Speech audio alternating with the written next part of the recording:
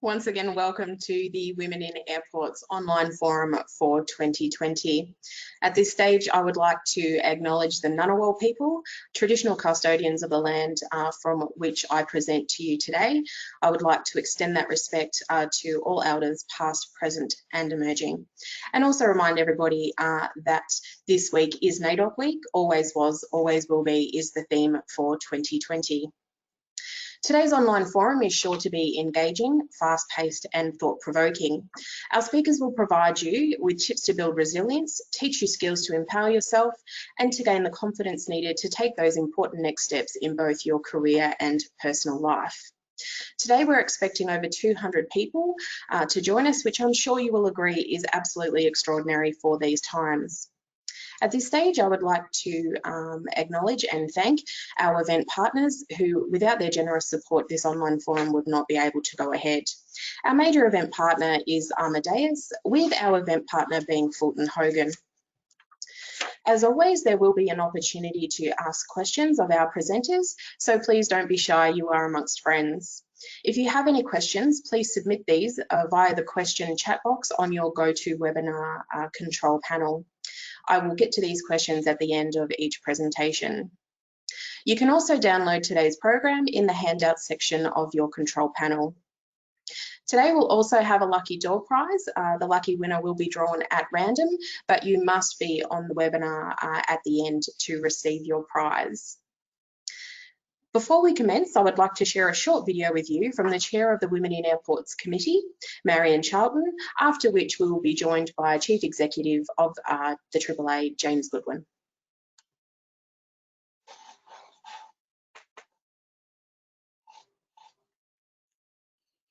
Hello everyone and welcome to the Australian Airports Association Women in Airport Forum. It's hard to believe that it was just a year ago that we welcomed 800 delegates to the Gold Coast for the annual national conference. And what a year it's been. As you would all know, the COVID impacts on aviation have been severe.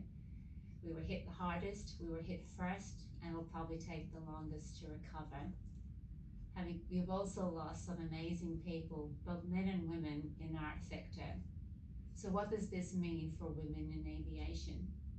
Well, research shows that companies that value gender diversity have enhanced profitability, better decision-making, better resilience, and lower risk. These are all things that we need for our sector to recover. We're also hosting the Women's Forum in the week that Kamala Harris was voted in as the first female Vice President of the United States. In her inaugural speech as Vice President-elect, she spoke to women. She said, dream with ambition, lead with conviction, and see yourselves as others may not, just because they've never seen it before. I think that's a good message for all of us. So have a great conference, enjoy the amazing speakers, and I look forward to catching up with you in person very soon.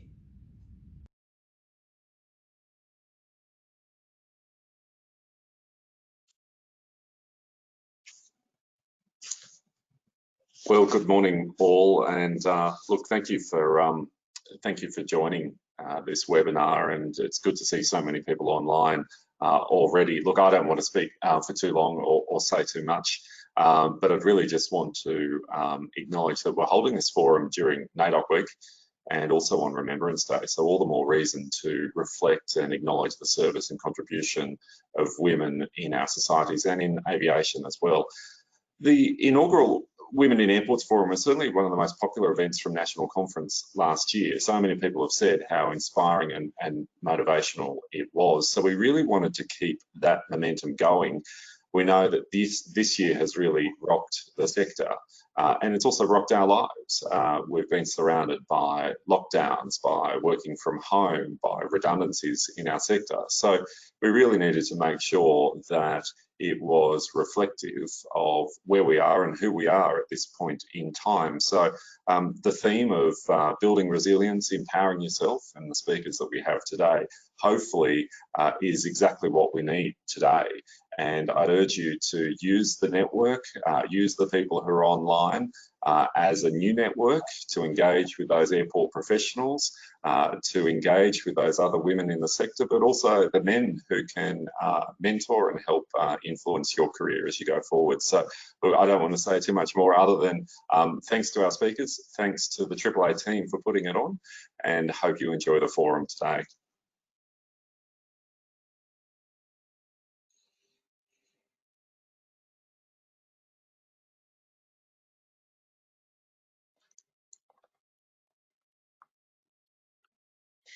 Thank you so much, James, for that welcome. You are correct, it is going to be an extraordinary forum, and everyone is very much looking forward to that. So at this stage, I'm going to introduce our major event partner, Amadeus, and welcome Sarah Samuel. She's going to provide a short welcome address, but before that, I just would like to say a few words about Sarah and her amazing career in the airport industry. Sarah has over 23 years of industry experience, having worked on airport projects such as KL International Airport. Prior to that, and prior to joining Amadeus in 2014, Sarah held senior roles in XY Base in Malaysia and in Australia. Sarah is a prominent voice within the IT industry. She regularly attends airport events, speaking on behalf of Amadeus regarding a range of issues facing the sector. Sarah leads the Airport IT Business Unit for the Asia Pacific region. Welcome, Sarah, and thank you so much for joining us today. Thank you, Sam, and thank you, AAA. Good day, everyone, and welcome to this great event. On behalf of Amadeus and the Australian Airports Association, I would like to welcome you to the Women in Airports Forum 2020, and for the first time virtually. I wish we could meet in person as we've done in the past, but it's a testament to the resilience of our industry, technology, and of course the fantastic team at AAA that despite the challenges of 2020, this great event can still go ahead. It's been a year which none of us could have predicted. Life as we know it has been disrupted. We've had to change and adapt day to day and sometimes hour by hour. It's been a year which has affected all of us, both in terms of our work and our mental well-being. We've also seen studies which suggest women have been adversely impacted by the pandemic, both professionally and in our home lives as we balance work and family. Over the years of attending the AAA conference, I've always been inspired by the women leaders which I have met, I have worked with, and I've had the great pleasure of hearing speak. There have been many exceptional female leaders within the Australian airport industry. However, at present and with the impact of the pandemic, I'm sorry to say that we are seeing their numbers reduce. Still, I am confident thanks to events such as this forum and other great initiatives by the AAA Women in Airports Committee, we will see a new generation of leaders arise as the travel industry recovers from the pandemic. Amadeus is proud to support this initiative for the 5th year running. Enhancing the representation of women in the airport industry, particularly in leadership programs, is something that I am deeply passionate about. At Amadeus, I am really fortunate to work for a company that shares this belief with me. This year, our women's network in Amadeus is actually expanding to Australia, and we are beginning a mentorship program there that defines the leadership pathway for women. Elsewhere in Asia Pacific, our various initiatives with the Women's Network as well as our CARES program have raised funds for impoverished families and migrant workers who have been impacted by the pandemic. We have a great day ahead with a fantastic program of speakers from the airports in Australia as well as the wider community. So please make yourselves comfortable, learn lots, and continue to move the airport industry in Australia forward. I will come back to you again during the first panel session later today. Have a great day. Thank you.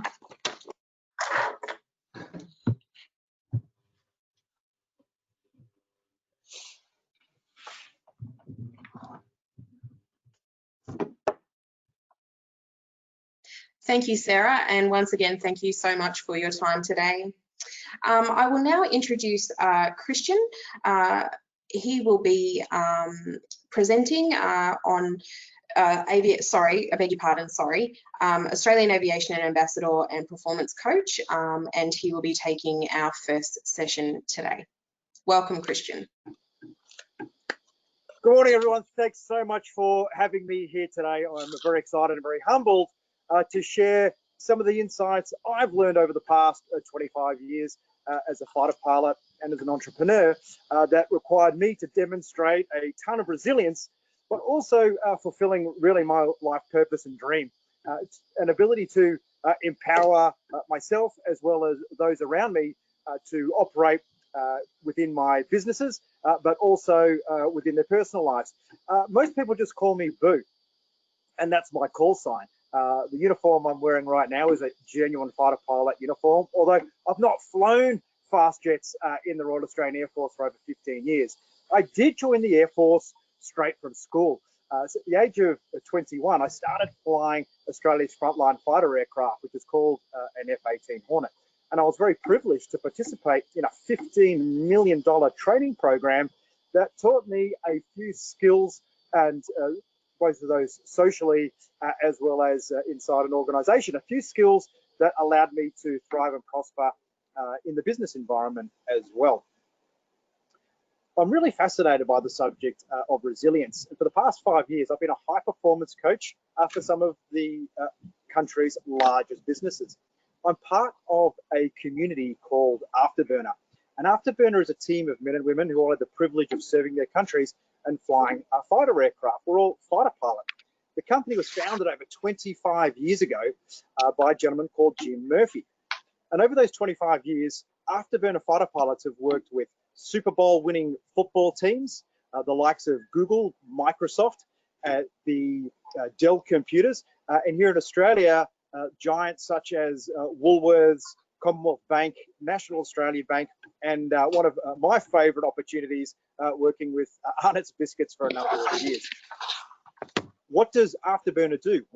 We embody the culture and ethos of the fighter pilot. Not many people really get to see inside a fighter squadron and see this very small community. In fact, in Australia, we've only trained 400 fighter pilots over a period of 40 years. Can you imagine that? An organization that only trains 10 people per year to perform a function that's incredibly strategic and projects our nation's firepower all over the world. At any point in time, we have only 60 operational fighter pilots. And interestingly, a process I went through as a fighter pilot and through training was a huge disparity between male pilots and female pilots. On my course of only 35 pilot cadets, we had just one female pilot. And it's in hindsight, as a father now to an 11-year-old daughter, I look back on those years and I thought how incredible the resilience and tenacity the lady on our pilot's course demonstrated to enable her to graduate as the dux of that course. I've always been fascinated as to why the Royal Australian Air Force was unable to achieve gender equality when we were looking at flying fighter jets. And recently we have graduated the first 3 female fighter pilots, and I today fly as a civilian fighter pilot, and it's wonderful flying out in the area conducting combat missions and hearing those voices on the radio. I'm going to talk about something that I experienced only a few years ago, where I felt very challenged and was able to apply some of the stuff I learned as a fighter pilot, and maybe in the context of some of the challenges you face today. 3 years ago, I had the opportunity to acquire Australian Aviation, which is Australia's largest aviation publication. During that time, there was a lot of press about gender inequality inside aviation, principally in the airlines and no doubt in airports as well. And for me, I've always been a sucker for standing up to a bully. I really distaste any form of inequality, no matter where it is. And it was an agenda that I felt that I needed to pick up and run with. And as a gentleman in his mid-40s, it was a challenge for me because obviously I didn't have the context around some of those challenges. During that period, I managed to secure 7 ambassadors for the brand. And these 7 ambassadors were women in the aviation industry, pilots, cabin crew, airports, and ex-military. And I felt that the ability to give them a voice and to address this head on would be a great opportunity for the magazine that has millions of page views and tens of thousands of followers in this country. Sadly, I was very taken aback. Once we launched our ambassador program and we engaged our community through the social networks that we had, which were significant, we saw some incredible backlash from the aviation community. I had never seen anything like it. In fact, I woke up in the morning after making that post to see hundreds of social media posts effectively bullying the 7 ambassadors that we had found. I immediately looked at my phone. I had a number of missed calls from the ambassador team, and many of them were asking to be removed as an ambassador and removed from the social media and to help them keep a low profile. And for me, I had an immediate thought, which was like, hang on, we can't look at this situation and look at the lowest common denominator throwing their weight around here and make a decision which doesn't further our cause. So we decided to set up a little bit of a working group. I opened up the social media platforms that the company owned and allowed the ambassador team to have direct access. And from there, they were able to either respond or delete comments that they felt were personal, and many of them were personal, and I won't disrespect you by repeating some of those here. And through this process, we applied the techniques that I had developed as a fighter pilot from the age of 19, applied in the military for 11 years, and have applied subsequent to that. Because these techniques and the way that we approach things work in your personal life, and they work well in terms of what you're trying to achieve organizationally. You might be a leader inside a large organization within an airport, and the processes I'm going to talk to you about will help you with that leadership and gaining clarity and situational awareness. So I'm just going to go back to what we did. So what we decided to do, and there's one of our ambassadors in particular that was under incredible scrutiny, who was in her early 20s and just embarking on her first genuine flying career. So we went through a process and we started to talk about this thing called resilience. And we started setting the left and rights of arc, or we started to say what would be acceptable in terms of a rebuke and what would not be acceptable. And together we built a response kit to deal with this animosity. This was really terrifying for me because at the time my daughter was 8 years old, and as a father in a male-dominated industry, I see within my daughter the society and communities are shaping where she is going to end up in terms of a career, and particularly her confidence around her ability to do anything. And obviously, as a proud father, I think my daughter can do anything, and I genuinely do. So I felt highly motivated by my daughter to really continue to address this. So what we had to create, and this is the first thing about how fighter pilots go about things, the first thing we had to create was our very simple long-term strategy, what I like to call what's the point. One of the things about resilience and one of the things about determination and success, and I am fundamentally a high-performance success coach, is the ability to be engaged from a spiritual as well as intellectual and mental capacity. What does that mean? It means when we wake up in the morning and we don't feel great, we feel unmotivated, there has to be a dream and a vision that we really want to fulfill. So with the team, we decided what's important right now is that we maintain the high ground and that we further the conversation around women in aviation in a way that demonstrates a high degree of empathy as well as a non-agenderized outcome. And as you can imagine, we had all the sort of feedback, quota pilots, people getting promoted into positions because of their gender and not having the capability. And it was really interesting to see these very strong women having a conversation around what that potentially meant for them in terms of impact and how they were viewed in terms of performance. So we started to drive the narrative to the point where we actually released an issue of the magazine that was a Women in Aviation issue, and we managed to canvass a great deal of successful women in aviation and put that point across. And for me, the defining moment throughout that process was after that initial barrage of bullying, and primarily men, 99%, falling in and creating these comments, was one gentleman that came back to me after I wrote a lengthy response articulating my position with a daughter. And this gentleman said, look, I've reflected. I won't tell you exactly what he said, but it wasn't great in terms of the disparaging comment. But he came back to me and said, Boo, I reflected on what you said, and I've got 2 daughters. And when I really sat down and thought about it, I couldn't believe my behavior. I couldn't believe I was saying the things that I was saying.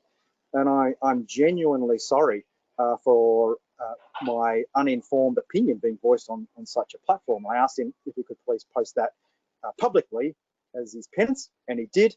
And it was really interesting to see a number of people getting on board with that conversation and shaping the conversation, the narrative on our social media. So for me, it was a very confronting moment, and I acutely felt what it feels like to have a completely unjustified input into what I would dream of doing and how I would dream of pursuing my career. I want to go back to the fighter pilot thing. Now let's have a bit of a think about fighter pilots here. Now, fighter pilots operate in some of the world's most complex, hostile, and challenging environments on the planet. The organisations I've worked with, some of whom have over 200,000 employees, I'm yet to come across an organisation that's quite nailed a strategy to execution the way a fighter squadron has. And if you think about it, for a fighter pilot, if you are unsuccessful in achieving your mission, the consequences aren't ideal. They're fairly binary.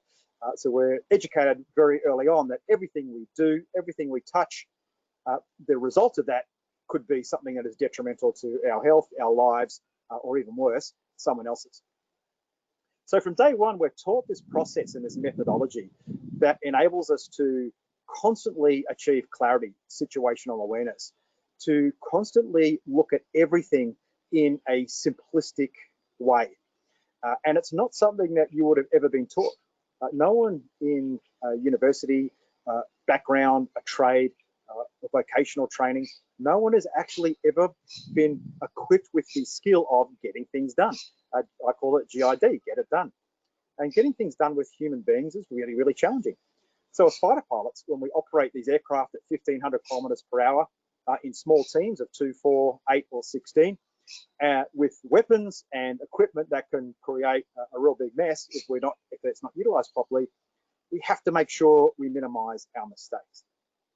One of the key elements about resilience is your ability to be comfortable with failure and your ability to own your mistakes. And also to put away once and for all what we call the excuse matrix. The excuse matrix is blaming everything other than ourselves for where we are in life, where we are in the organization, and where we desire to be. And I was very, very lucky to be trained in an organization that equipped me with that skill set without actually telling me that's what it was doing. There's 4 simple steps that fighter pilots employ on a daily basis that enables them to create very clear vision, a very clear dream statement, and then attach that with activity every single day. And what I like to call that is we're pretty good at creating the artistic piece of strategy, a nice story, a nice destination that engages people here. But at the same time, we're excellent at creating the scientific part of our tasks every single day. And a key part of that is making sure that we create very simple, very straightforward standards that everyone in the organization understands. And we train people to that standard. We benchmark everything.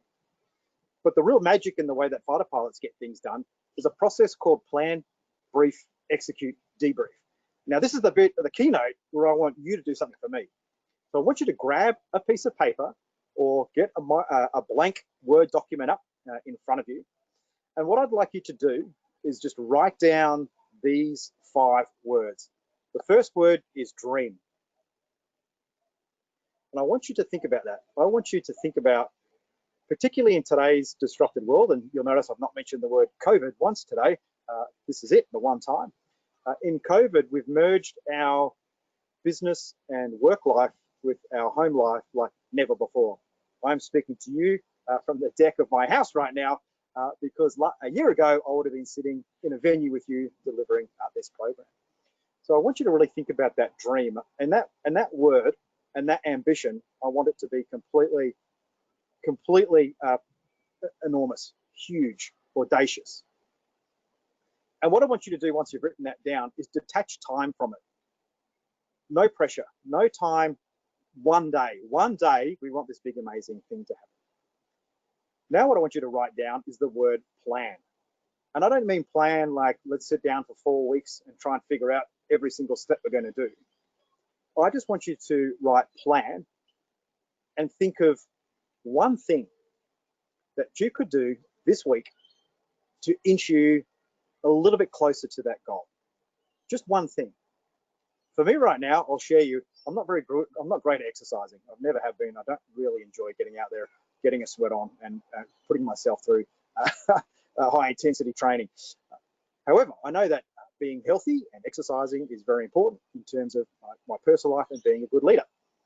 So I create these singular goals. And my singular goal often when it comes to training is do one thing, get to the gym, go for a walk.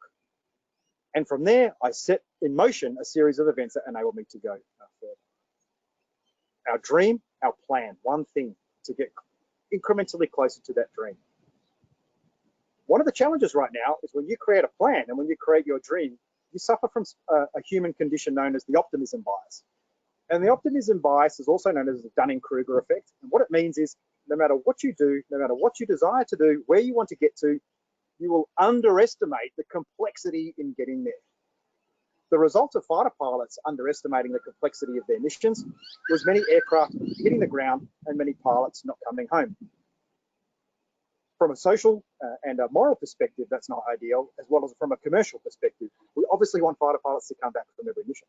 So it was highly motivating for us as a community and as a culture. And it's a community and a culture where that outcome is very rare compared to other organizations, where we decided that maybe we need to manage the way in which we approach things. Maybe we're just a little overconfident, a little bit optimistic at what we can achieve, and therefore we're always operating at the limit and extending ourselves, and accidents happen. And those failures and mistakes that we talk about come back to haunt us. The third word I want you to write now is brief. Brief is all about communicating, but communicating in a brief fashion. Only 1 in 10 of us are effective communicators. We can open our mouth and influence those around us without much effort.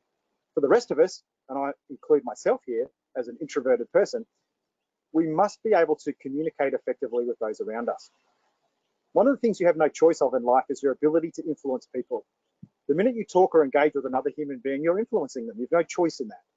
You're either influencing them in a negative way or a positive way. Effective communication is about taking the opportunity to influence those around you positively. And we can't do that unless we have a great vision to engage people's hearts and a simple plan and one thing that we want some help to get done. The key to influence is simplicity.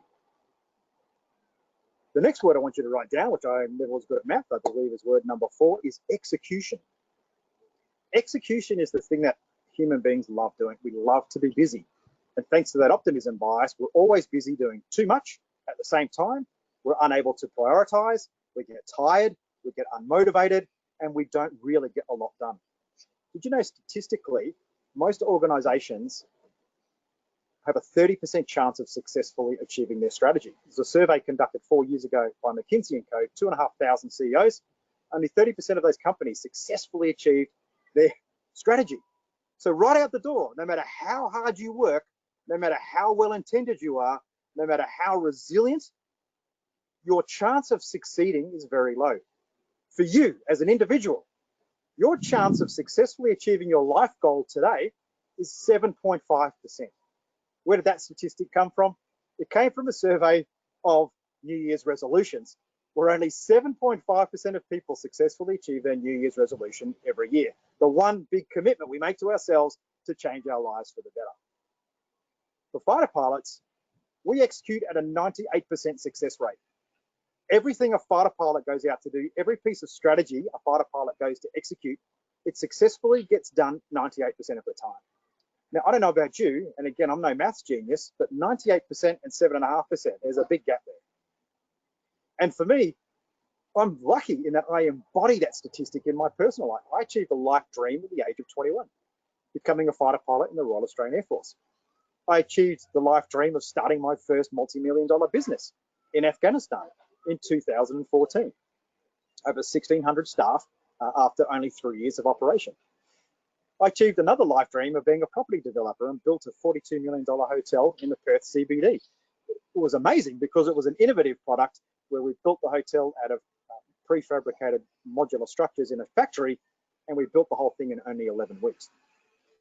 And I'm super lucky now because I get to live my final life purpose, which is the ability to help other people achieve their life dreams. It's an incredible privilege, and I wouldn't in a million years have imagined I'd be here right now talking to you and to many of my other clients on the small things they can do to really transform their lives and their organization. So remember, execution is all about focus. It's about planning to do one thing and then doing it. And the great thing about doing one thing is it's done, it's gone, and it allows you to do the next thing. But the most powerful tool that you can utilize in terms of executing day to day and innovating and improving and getting to that destination faster is employing a technique fighter pilots use called debriefing.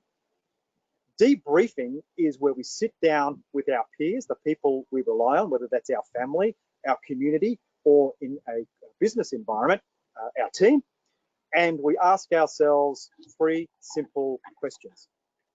What's the result right now, today, in this room, relative to where we wish we were right now? What's the reason we're here? What's the reason this result exists?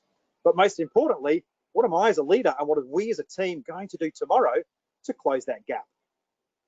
And fighter pilots do this every single day. In fact, it's so important for us. We say that debriefing is more important than flying the mission. Can you imagine that? Can you imagine a conversation after work every day is more important than the work you got done? And that culture and that method is drilled into us from day one. The nameless and rankless culture in which we conduct a debrief means all the politics, all the personality clashes, everything that exists in a fighter squadron in the real world is set aside. Even if it's for half an hour or an hour, we set everything aside and we focus on the facts.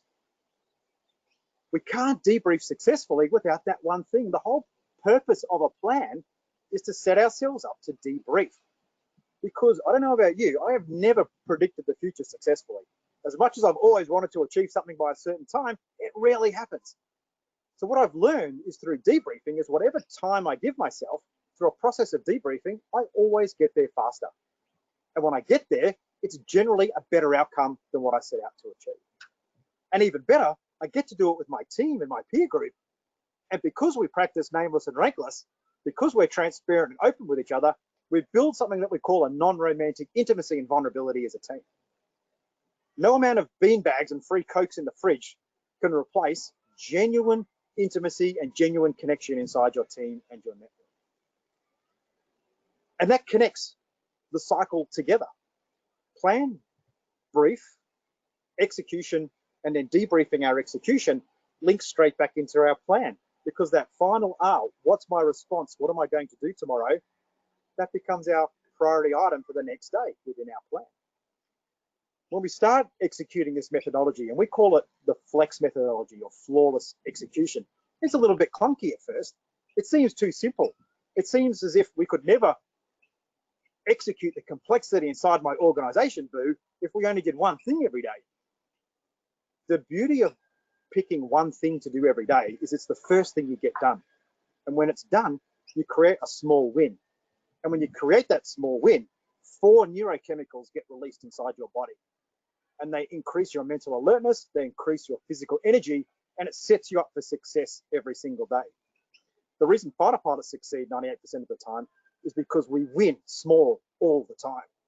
And when we lose small as well. And a small loss is much easier to fix than a big one.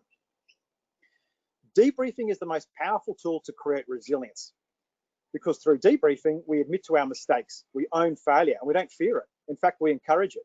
because we know every mistake and failure is a stepping stone to success. It equips us with a lesson. Some of those lessons are big lessons, some of them are small, but it always equips us with a new piece of information and a new action that we can apply tomorrow to edge closer to our goal. When it comes to success, when it comes to resilience, when it comes to fulfilling your destiny, there's only one person to look at to ensure that success is achieved, and that's you. We have a phrase in the Air Force, in the fighter squadron. It's called the Hall of Mirrors. Fighter pilots are human beings just like everyone else, as much as they train us to be a robot. It was something that I really struggled with as a fairly loose and relaxed guy, was dealing with the structure that came with it. But the Hall of Mirrors is a phrase that we use when one of the pilots isn't accepting responsibility for their own outcomes. And I use it to this day. Immediately when I start to blame the external world, when I start to use the language like, oh, it's because of COVID, this is hard. It's because my client doesn't understand it, it's hard. The minute I turn that conversation around and make it about me solving that external problem, I can inch forward. I can continue to keep that forward momentum. It might not be as fast as it was back in February, when things were a little bit more relaxed and a little bit more structured. But for me today, I know that I will continue to go forward. I continue to create those small wins, and it enhances my ability to get things done. Now, where the magic happens in this whole process is this dream, this hugely audacious destination that we've created for ourselves. And I've set 4 of those within 45 years and achieved 4 life dreams. That's 400% relative to 7.5% on average. Is that final win. That final small win is the ultimate achievement of your dream. The best way to achieve your dream is to win small every single day. Now, I'd like to open up if anyone has any questions, anything you're confused about, or any more clarification. If you do feel like you're struggling with clarity, motivation, resilience, I do encourage you to just check in on our website, which is afterburner.com.au, and you'll see some information there that will empower you and give you a few little handholds in life and in work to keep that forward momentum going. Christian, thank you so much for such a thoroughly motivating and valuable presentation. We don't have any questions for you as yet, but as you can see here, I did partake in your Awesome. exercise there. So very, very exciting, and I'm sure that everybody else who is with us today found it just as valuable as I have, and I have certainly taken a lot away from your session today. So thank you so much. As always, these presentations take so long, and you put a lot of time into it, and we'd just like to thank you so much on behalf of the AAA and all of our members for presenting with us today. Thanks so much for having me. I really enjoyed it. I hope you all enjoy the rest of your day. Thank you. Thank you so much.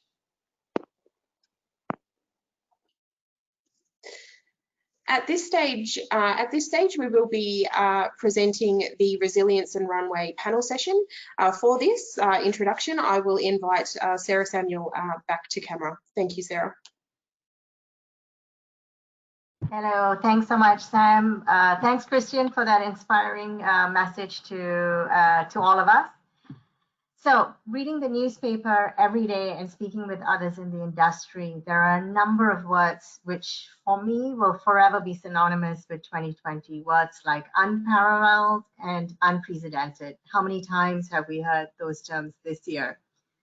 While less talked about it in the news, resilience has also emerged as a key theme. Over the last 12 months, we've said goodbye to colleagues, we've adjusted our career expectation, and for many of us, seen our whole work and home lives change. The economic impact on travel stakeholders too cannot be overstated. And not just professionally, personally, I think we've all felt the weight of our separation from others, as simple pleasures like a Saturday night out with our friends or seeing our families overseas or even interstate has become challenging. Our traditional support networks have shrunk.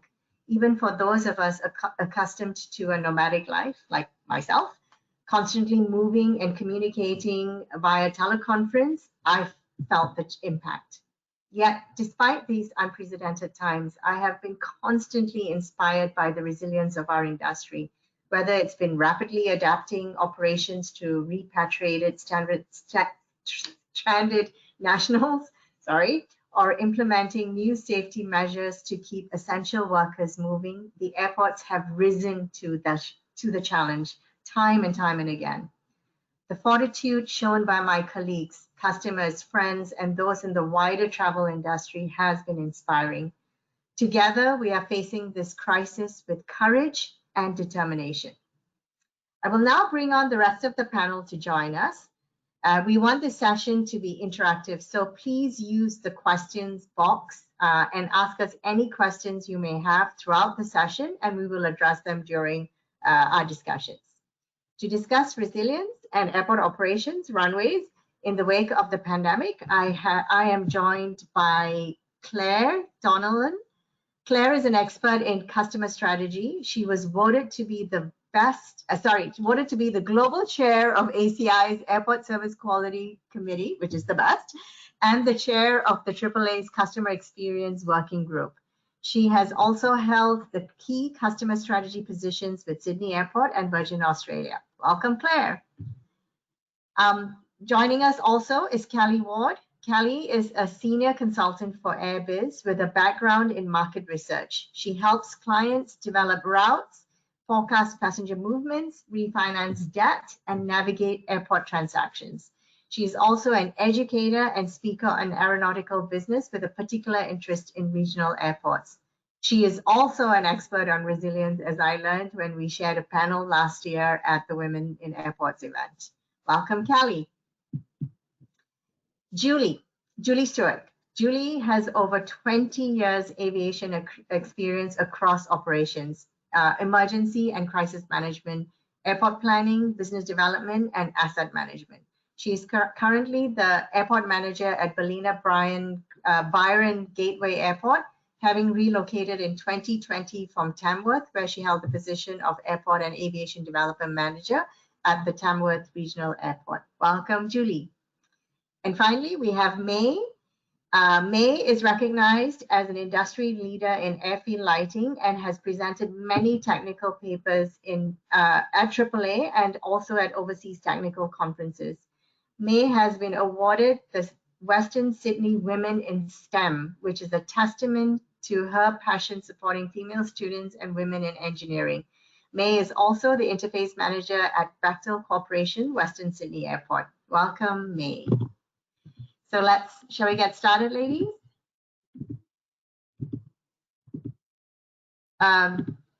Great. If everybody could turn on their cameras, yes.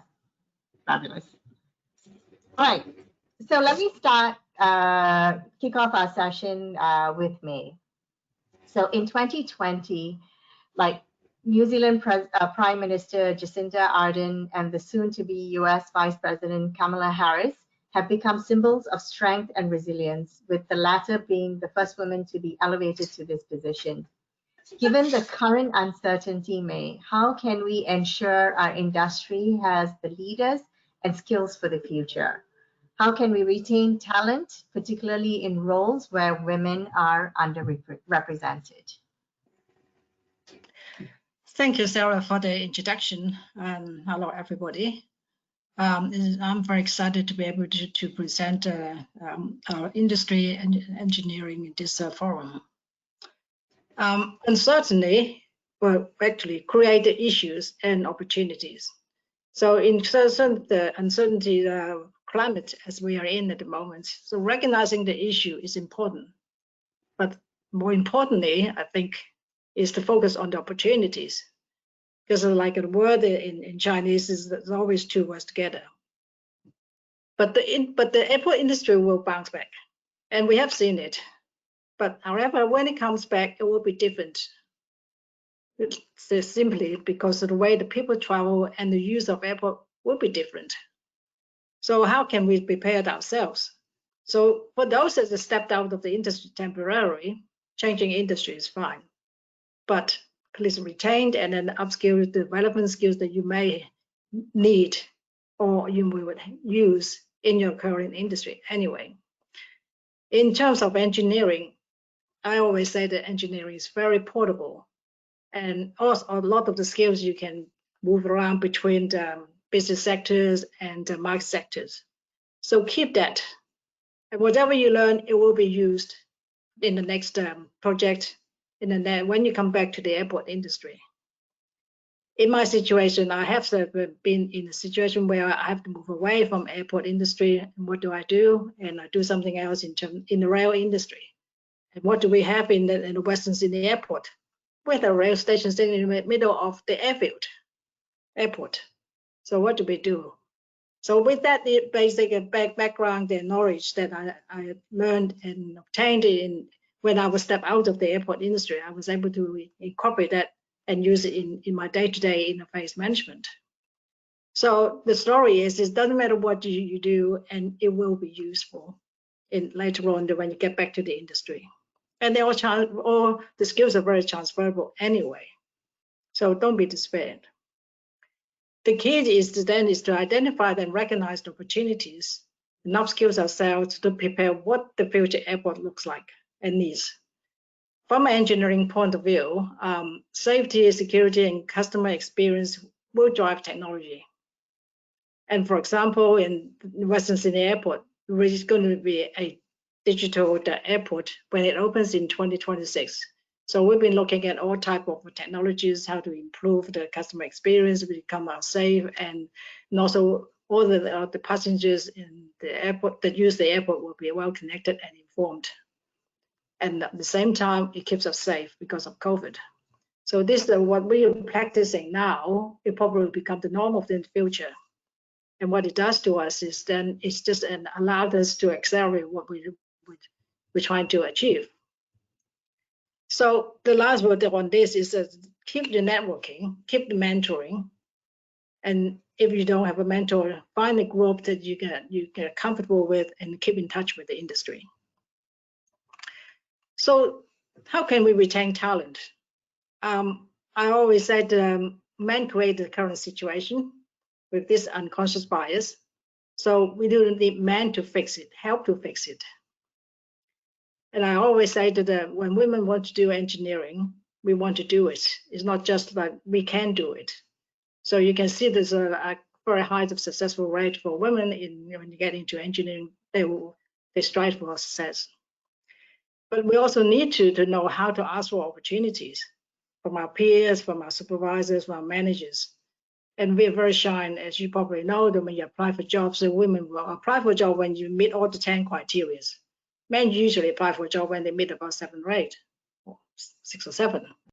So we really need to ask for opportunity, and then we need to have the training to bridge the gap that we don't have in terms of skills. But we also need to know the skills and support to do that, and we need both men and women. So also we want to have the men who want to help.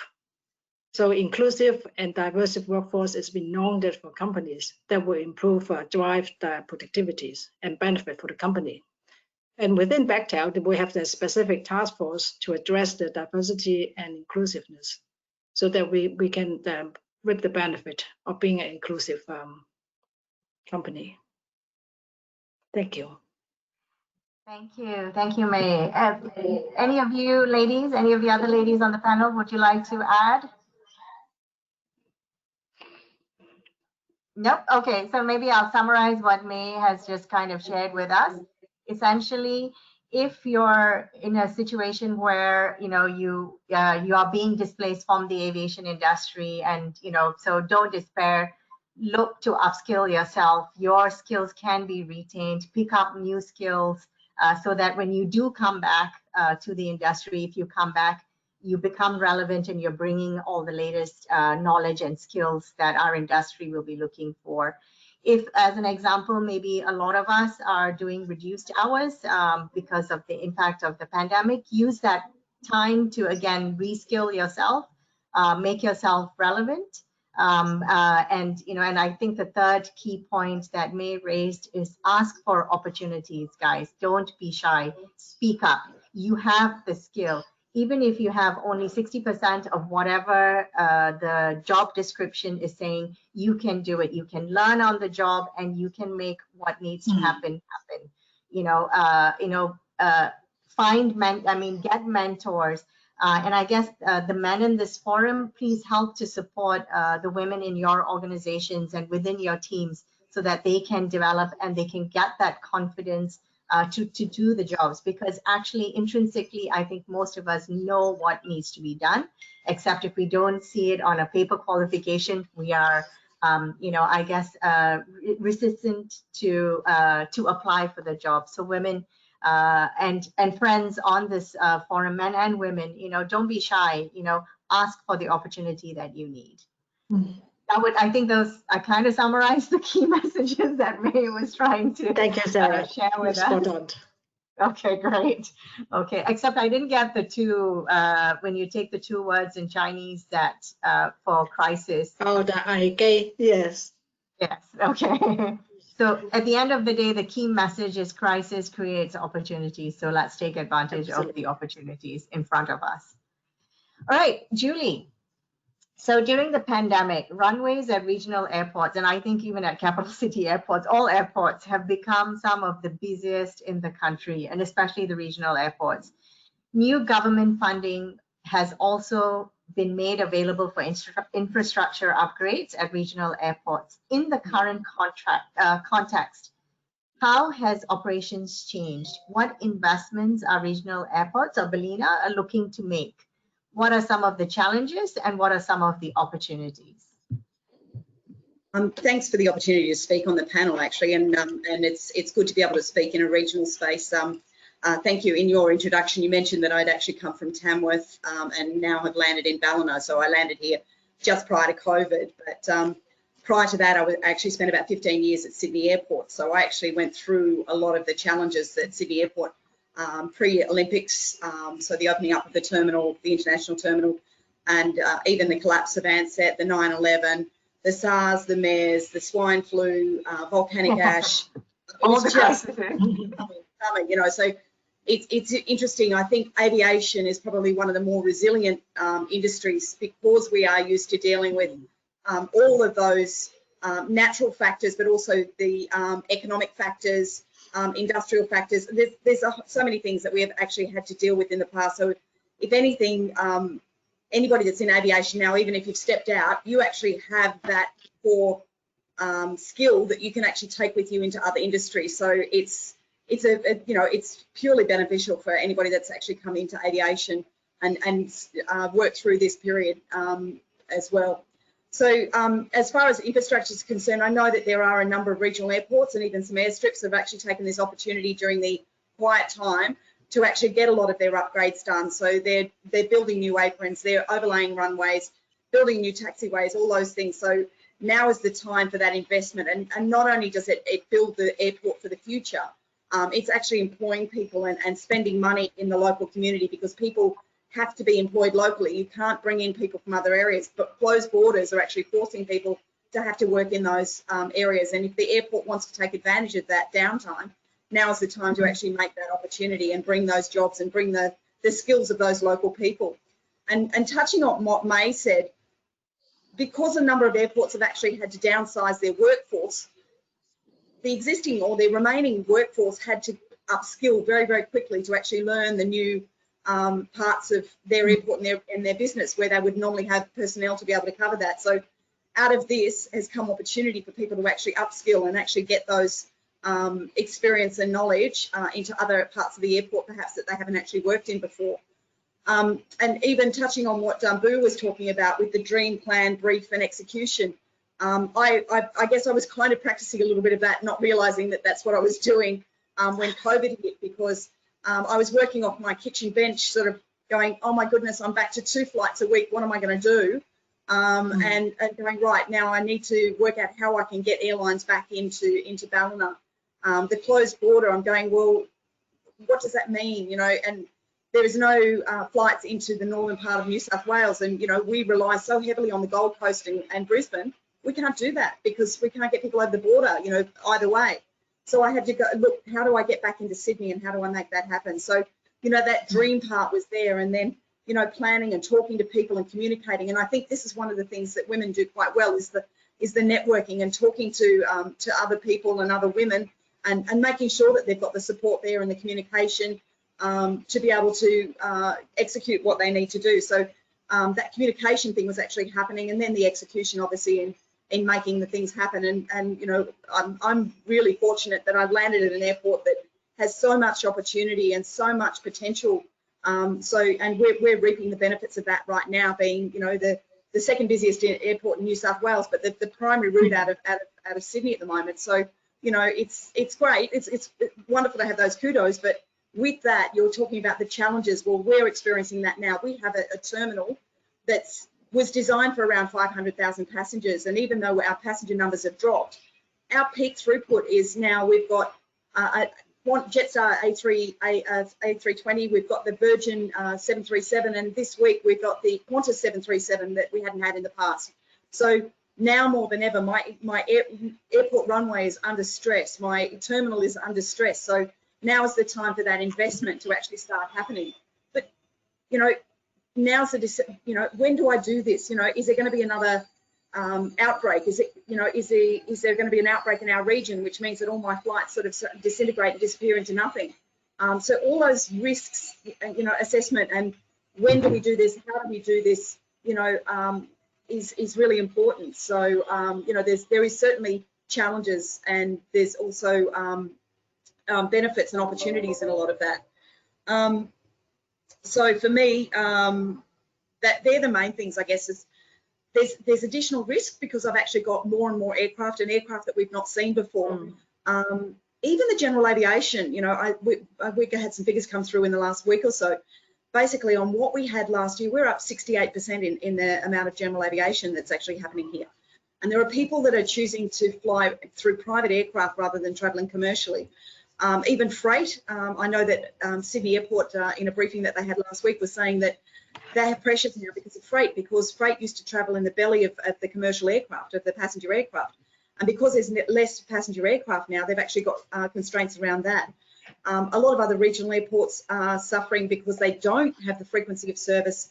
You know, I have the frequency, but other regional airports don't, because the business travel hasn't actually quite opened up yet, and that will rely a lot on those border relaxations. So, you know, the passenger transport, even the freight getting into those airports, it's critical for them to actually to survive and support their communities, and that's where it's critical. We're so lucky that we don't actually have a further emergency like the fire season that happened just before COVID, because our regional airports are relying so much on those airports being able to be open to support the air services for those emergencies. So, you know, he's hoping that the borders open before we get any other natural disasters actually coming our way. So, yeah, so as far as operations are concerned, my airport is under pressure. There are a lot of other airports that are under financial pressure because they don't have those services. The communities will very shortly be starting to look for those air services to return, and that's the big hard work that's ahead for a lot of regional airports, is how to get those services back. You've got the reduction of Virgin in their regional space. So, you know, the competition that would normally service those rural communities is not going to be there. So how does that change? Rex ramping up, you know, with having the 737 on the Golden Triangle, but what's happening out in the regional spaces? You know, I know Qantas is actually maintaining, Rex is maintaining, but what other players are out there in the regional space to be able to support those communities, to get the frequency in there, to get the time slots that need to be serviced? So there's some of the issues that I actually see moving forward. So yeah, that's just thoughts off the top of my head. Thank you. Thanks so much, Julie. I mean, it's really interesting because, you know, so clearly, as you said, you know, your terminal and your runway are under pressure, whereas other airports, and I think it's generally the capital city airports, more than the others, that are financially under stress. You know, so you have, I suppose, a great problem because you know, you've got it, you need to be creative to try and solve you know, the fact that, you know, you've got the mobility coming through. And I think one of the key points that I've taken from what you've just spent a few minutes discussing with us is essentially, there's opportunities because of border closures.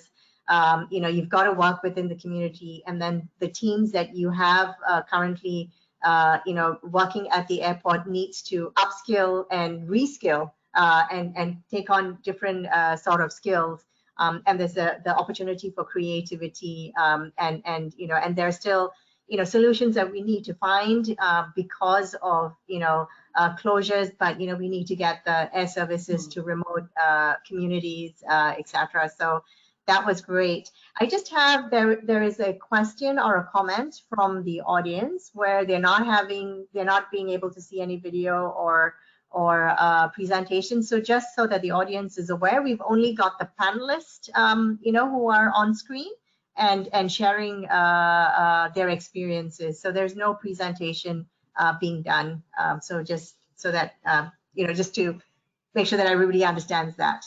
Did anybody else want to add on to what Julie was saying? Or Julie, one of the things that you talked about is about the future of the airports, and I'll come to that in a couple of questions.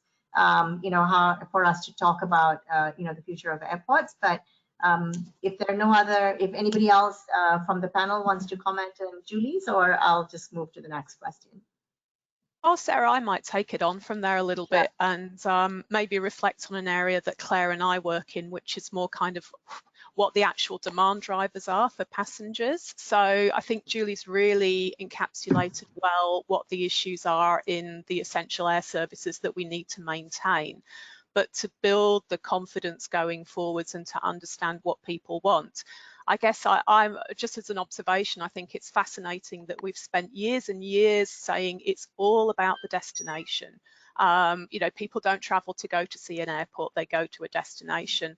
And so the tourism model was the 5 A's. You've got to have the attitude of the locals, the awareness of the destination, the basic amenities, then the tourism infrastructure and the attraction, and finally access, which is where we come in, actual aviation.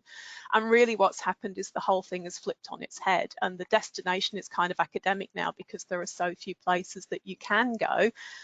It's very much about 2 drivers, which is the access and the attitude.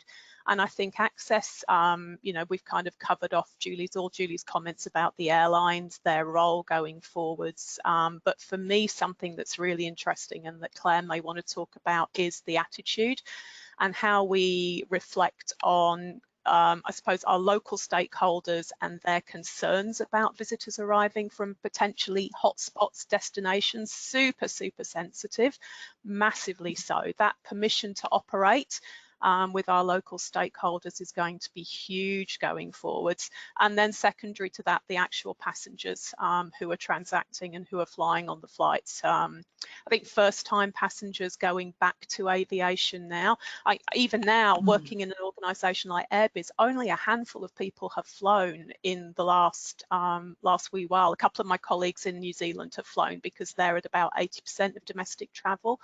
But people are going to be super nervous and they're going to need an awful lot of support to bridge that gap. Claire, do you think that's a fair comment as to how passenger facilitation is going to be critical going forwards?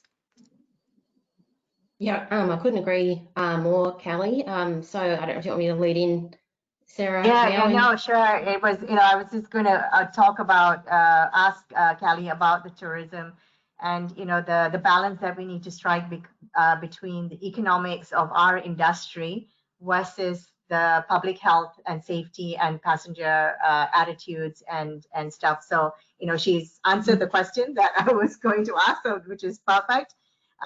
But before we go into the future of technologies, I actually have a question, more related to, I think it's on infrastructure side. So before we carry on, I thought we'd just kind of handle that question, if that's okay with you guys. What is your opinion? So anybody in the panel, please feel free to answer. What is your opinion of waiving landing and parking fees for RPT to keep them going, especially after the COVID period? I guess that's on the balance of the economics of our industries coming here. That one's for you, Julie. Yeah, I was going to say probably for Julie. Look, I think it's a very fine balance. Most of the airlines have actually been operating under subsidies, whether that's the RANs or the DANs or the regional network or the domestic network. And that actually supported the airlines to actually maintain their operations. But airports didn't receive that, particularly those council airports. So we didn't even have JobKeeper. We had nothing to keep us alive. The only thing that we were operating on, sorry, I've got an aircraft starting up in the background. I hope you guys can hear me. So we weren't given any support. There were some councils that actually had what they call a splinter agreement, which allowed our workforce to be redeployed into other parts of councils to just keep them employed and doing other jobs to keep their jobs alive. We pushed a lot of our capital works back just to use the capital that we still had in our airport reserve to try and keep the airport alive and keep us compliant. We looked after maintenance and those kind of things. So moving forward, waiving landing fees for airlines that are doing commercially well would seem a little bit counterintuitive. How do you keep your airport compliant if you don't actually have any revenue coming in? So I think there's a fine balance there. It depends on how well that airline is doing, what their passenger throughput is. For those airports that have got security, then you've still got to keep your security alive. You've got to keep them trained and compliant. We're all going through MOS changes. We're all going through the security upgrades. All those things actually cost money, and keeping your staff trained and occupied, it all takes money. And handing over free landing fees or fee waivers is not really helping. But then, this is where it's really important that you negotiate with the airline to get that happy medium. It's very hard to give free landing fees when you're trying to survive. Thank you, Julie. Actually, that leads to, I guess, the question and continuation of, tourism, travelers' attitudes for Claire, this one. So last night, ACI launched their ASQ Global Travel Survey results. And what their survey had said was about 48% of the respondents plan to travel within 3 months of travel reopening. So, and then of course, we've all seen, earlier in the week, the news on the Pfizer potential vaccine, which is all great news for our industry. But I think we need to, as Callie was saying, it's about the attitude. We need to be restoring passenger confidence. So how does industry collaborate to instill this confidence and, change the attitudes, or for us to be able to adjust to the new expectations, that passengers could have. And then, as Julie was saying, the landing fees, etc., are still needed. There are fundings for regional airports, but capital city airports, as an example, are not getting those government funding. So, how do we future-proof our airports? How do we balance the demand of new technologies like contactless, or keeping the passengers, aircraft, people working at the airports safe, versus protecting ourselves for future pandemics? Because come on, as Julie said, in the last 8 years, how many pandemics have we already experienced? So there's going to be more in the future. So how do we balance all of that and make our airports future-proof and help with the passenger attitudes? Claire, let's start with you. Hey everyone, and thank you for having me today. So for those of you that know me know that I'm very, very passionate about customer, and a few of you on the call today or webinar today have known me right throughout my career and work through airlines and airports. So I have been passionate all the way through my career about it. So basically, as you've discussed, all of you, basically it's about instilling the confidence back into travel, which we're all doing, we're all learning as we go, it's evolving. It's fundamental for us to understand the current experience for customers and what to expect in the future. So it's now and how it evolves over time. And again, for those of you that know me, the best way to do that is to ask the customers themselves. So you refer, Sarah, to the findings from the survey that ACI just released this week. It's an interesting read. It's not that long. For those of you that are interested, I'd strongly suggest you have a look at the findings from ACI, it basically just reiterates what a lot of you already know. So basically, in the first month or so, the customer experience working group with the AAA, we were meeting weekly initially, fortnightly, monthly. We were trying to gather as much information as we could to feed into the CEOs, to feed into boards, to feed into the recovery groups that were going on for our region. So even though there's companies like ACI that's out there, they don't always understand exactly what's happening on the ground for our region. So basically, we had to understand the future behaviours of people for a successful recovery and ensure resilience, which is part of what we're talking about today. So best way we all knew how to do that. Those of you that were on the customer experience working group would know that we were all working together anyway. If anything, this absolutely showed how important it was for airports to be working together. And not only that, we started talking with airlines as well and border agencies, which we all already do at some level, but this was a time when we really, really had to embrace everybody's knowledge and every piece of information everybody had, because like in a normal situation, a change we can make can impact somebody that works with us, whether it's an airline, a retail outlet, that was exacerbated over the last period of time. So what we all decided to do was to research as best we could. At that time, I was working at Sydney Airport when it first happened, and the best thing that we found as a group was whatever airport had passengers in it to actually go and talk to the passengers. So I got permission from Sydney Airport, I was working at the time, for us to actually go out and talk to the passengers about that and share that with some of the industry bodies. So that then helped inform a lot of the planning that was going on. So other airports came on board. I know Melbourne Airport did some work on LinkedIn, Hobart Airport did a similar thing, Adelaide Airport, Perth, everybody just got as much information as they could from where they could. Brisbane also did some studies through their databases. So we actually all talked very regularly to make sure that we're all hearing the same things. Interestingly, we were. The airports that differed a little bit were the airports that were primarily fly in, fly out at the time, because their travellers were the same every week.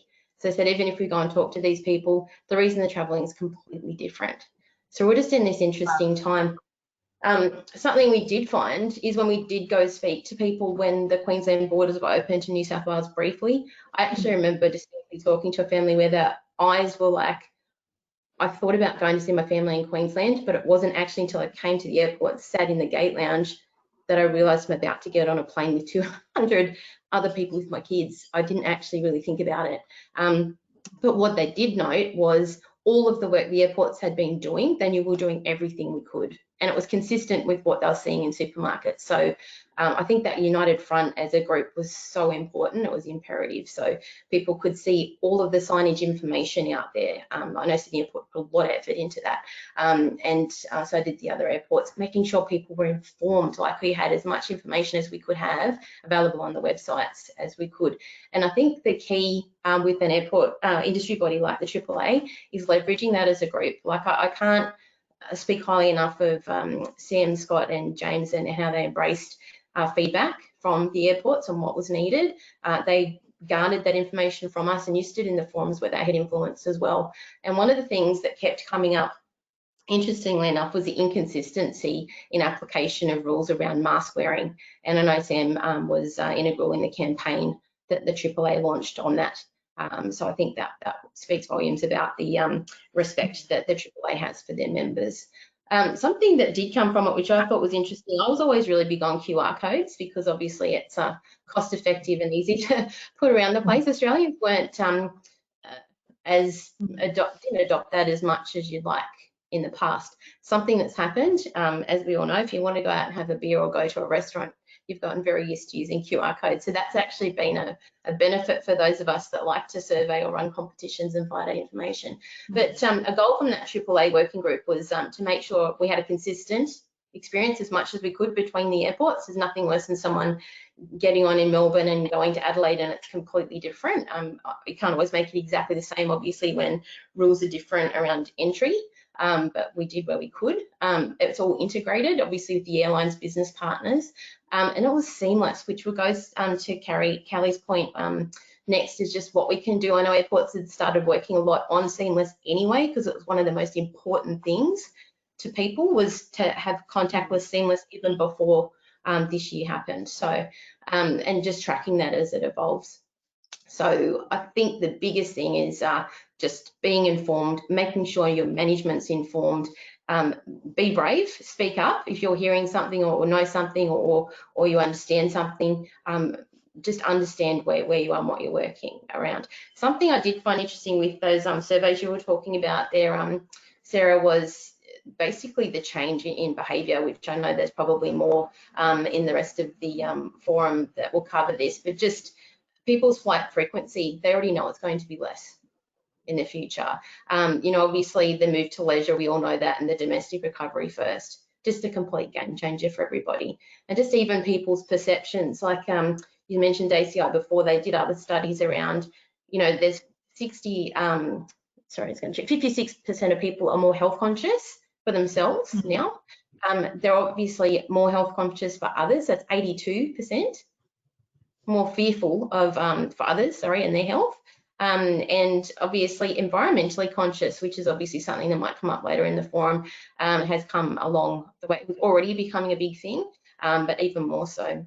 So yeah, so previous drivers for customer experience, they will remain, but they'll just have this layer now of safety, hygiene, risk, how are you managing it. So if anyone wants to ask me what the key is, don't take the eye off the ball of the things that mattered before, which was obviously your ambience, your cleanliness, your gate comfort, wayfinding, barriers to travel like Wi-Fi, those kind of things. But work with your business partners right now. The door's open.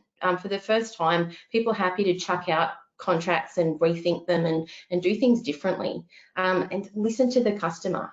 How many times have we all sat in a room and listened to somebody's view of something, or their uncle's view of something, or their cousin's half removed auntie's something? It's like the people are there, go and ask them, use the information, walk in their shoes, actually go and do it, go out into the airport and have a look at how it looks for them, and ensure, like I said before, your leaders have the information they need to make informed decisions, because back to Julie's point before, she's having to make decisions. Where do I prioritize my money right now? What do I do? She's got a community that is worried about people going there, but she also has an operation to maintain. Like, that's not easy to do.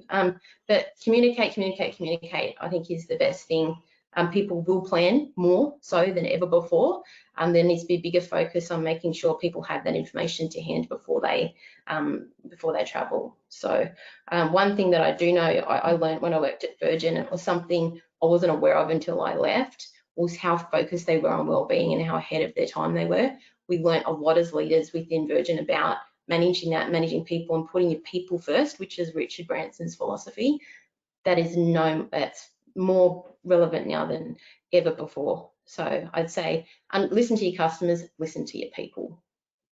So I think that answers Thank you, Claire. Yeah. Thank you. Thanks so much, Claire. I mean, so one of the key things that I picked out from what you said about communicate, listen to people, listen to your customers as well. And the other one was about consistency across the borders, the airports, so that the experience is far more. It's easier for people to adapt, and it's a similar experience. And I mean, just from personal experience, because I've done an international travel during the COVID period, because between Singapore and Malaysia, reciprocal green lane was open, so there's no quarantine on either end. But I had to do 4 COVID tests in like about 8 days or 9 days or something like that. So, which is an experience by itself. But what we found difficult to navigate, the travel team and myself, was essentially the messages kept changing on a daily basis. The requirements kept changing on a daily basis. So granted, this was about a few months back, this was in August, so I think now processes are in place. It's a little bit more, everybody's a little bit more familiar, and we know sort of how to manage. But, it was inconsistent. Both airports had inconsistent practices, but they're international borders, and as Claire said, domestic is going to be the key, in all countries, and then in Australia definitely, because of how it's a wide island, it's a huge island, you know, and travel and air travel is really the way for people to do. And I think in Julie's case, because she needs to be agile, as she was saying, her priorities are changing, and she's got consistent pressures that she needs to manage. And how does she balance the future proofing of airports against the money that she has, to spend? So it was really interesting. I love the QR code message, because everywhere you go, it is QR codes. We're defined, our whole lives are defined by QR codes. And we've got about 7 minutes left. So Kelly, let's talk a little bit about resilience. When we were preparing for this panel session, you know, one of the things that the comment that you made, you know, was about runways are straight, but life rarely is. And, you know, we've seen, you know, our friends, colleagues depart. We've all had to reevaluate our career paths, adjust to life working from home. So in this environment, how do we ensure that we stay resilient no matter what the challenges that we face?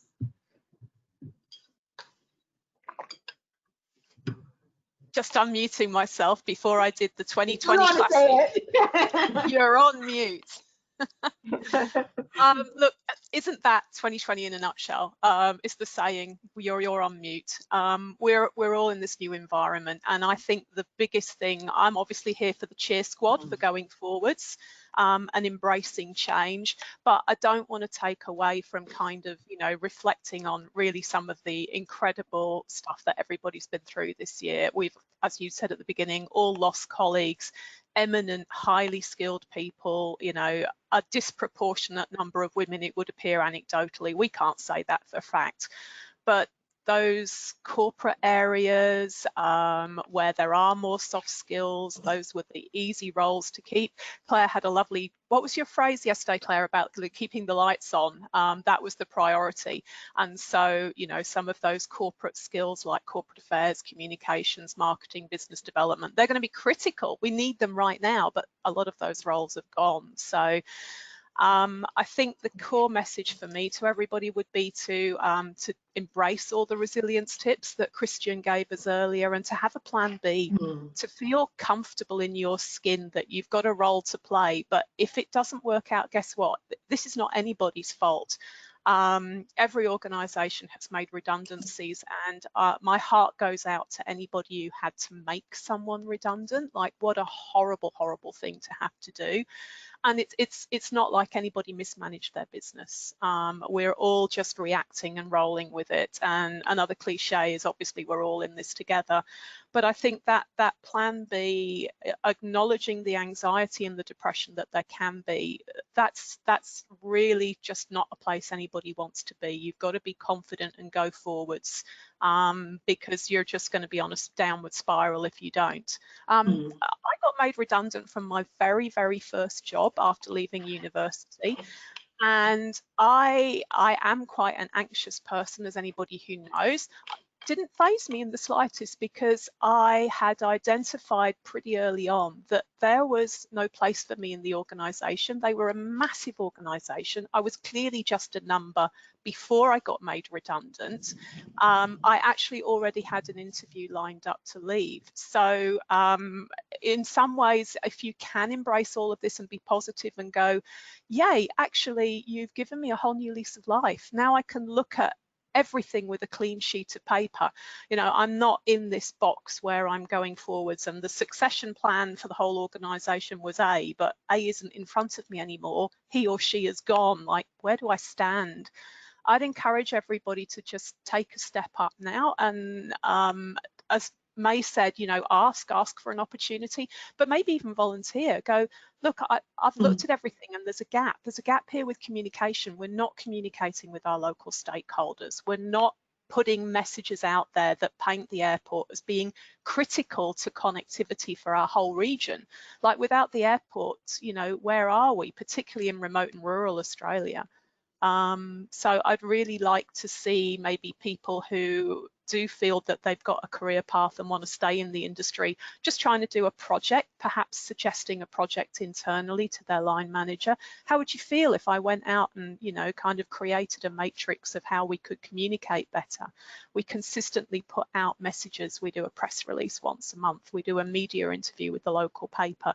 Those things cost nothing. They do take up time, and that's the issue for executives like, you know, Julie herself. That would be really challenging right now, but maybe there's somebody in her team who has been interested in that space, and that's a real way for them to use their time.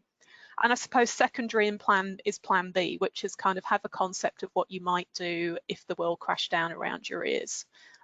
Invest in your education, and as May said, reskill and come back stronger. If you have a passion for aviation, you will come back. I like the idea of people going and looking at allied industries. So the obvious ones are other transports methodologies, or other kind of infrastructure pieces, potentially energy companies. I'm a big advocate for resource companies because they have the resources to do things on a massive scale. You know, the sorts of money that they're generating means they massively invest in infrastructure and technology. They're leading the world in automation. You know, some of the skills that you might gain from the resources industry, it would make aviation look like it was sleeping by comparison. So that could be an avenue for you, particularly for those who are more involved in the tourism side of things, which is going to take time to recover. Stepping outside and, you know, looking at the world with those fresh eyes is really going to give you great perspective for as and when you do come back, and you come back fighting. Thank you, Kelly. Would that be one of your key takeaways that you'd want to share with the audience, or is there any more that you wanted to add? We've got like 1 minute left on our session, so I'm going to go around asking everyone. Cool. Please. I think my advice would be think like a brand. If you consider yourself a brand, you've got a vision, you've got core values. What are my core values? What do I want to achieve? And then how do I match that up with an organization and the role that I play within that? Again, as I said, like reflecting on when I got made redundant when I was 22 or 23, I'd already identified I didn't have the same core values. I didn't want to be in that organization. So it was time to move on regardless. Yeah, but if you can't please yourself, you will always be your harshest critic. So yeah, go and please yourself first. One key takeaway for our audience.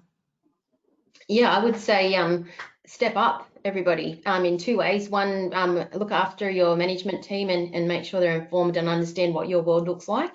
Because I do think that helps inform business decisions, and through embracing places like the AAA, who also have a big voice in this area.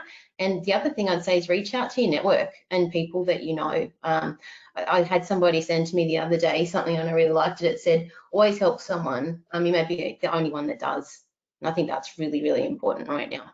So if you think you can help someone in any way, or someone reaches out to you, asks you to be a mentor for them, do it. Or be the person that asks, be brave, like I said before, and ask, can you mentor me? So I'd say do that. Thank you. Me, a key takeaway for... I strongly echo what Kelly has said. There is nothing in engineering that's just specifically for that airport industry. It can be transferable. One thing I learned throughout the years is rail and aviation are very similar. They got a train, we got the aircraft. If you strip the wings from the aircraft, it just look like a train. They got the station, we got the airport. And I was surprised that the rail organization has so many people with aviation background. I was surprised. So it's just showing that the skill that we have is very transferable. So the one key message that I'd like to share with everybody is persistence. And don't let the temporary setback to change your passions in the industry. Reach out, as Kara said, reach out to your network and expand your network. Join to the AAA and Women in Airport Aviation or Women in Engineering, like Engineers Australia. Surround yourself with positive thinking women and also supportive men. We need them both. Thank you, May. Julie, key takeaway for our audience that you'd like to share? Look, I think everybody sort of touched on it, but a lot of it is around, like you're talking about, the networking and the communication, and it's not only the professional communications you have, but the personal communications as well. Because you know, I have just been devastated with a number of people and friends, I call them, even though they're professional colleagues, who've been made redundant, and each one of those sort of hits me every time one of them loses a position.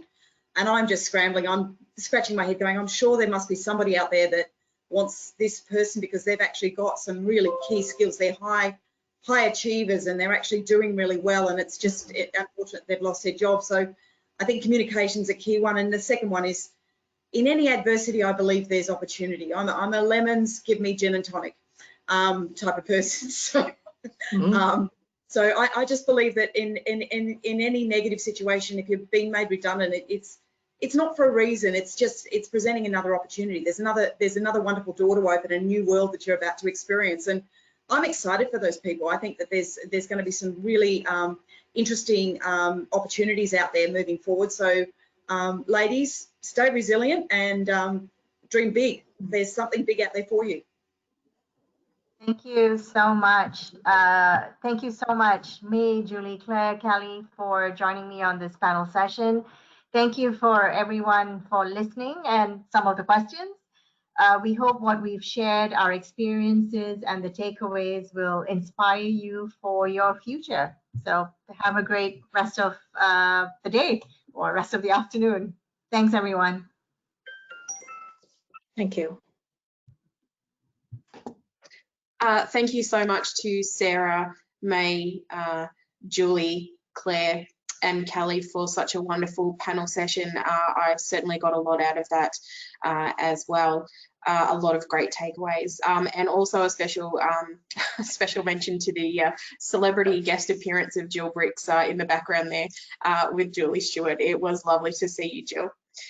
So now I'm going to ask everybody to take a short break and meet us back here at 12:40. Thank you.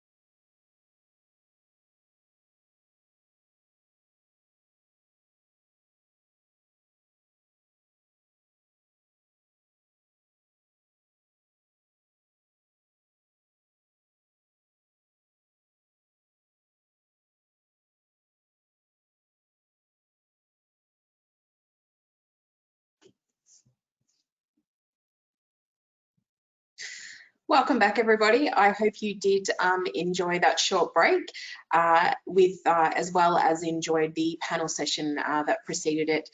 We were just having a chat here internally about how wonderfully motivating it was to see 6 great women like that all having a chat about resilience and the current state of the industry sector. So moving on, I will introduce our next speaker, Ondina Gregoric, business mindset and mentor coach. Ondina has developed her position amongst Australia's leading businesswomen in the fashion, skincare and professional presentation industries. As a mentor and coach, Ondina works with leaders, managers and entrepreneurs who have a deep desire to develop personally and professionally to build confidence and self-awareness, have powerful conversations that build trust and transparency. Ondina provides her clients the power of possibility to communicate, generate and delegate through self-awareness and self-mastery. Welcome, Ondina, and thank you so much for giving up your time to be with us today.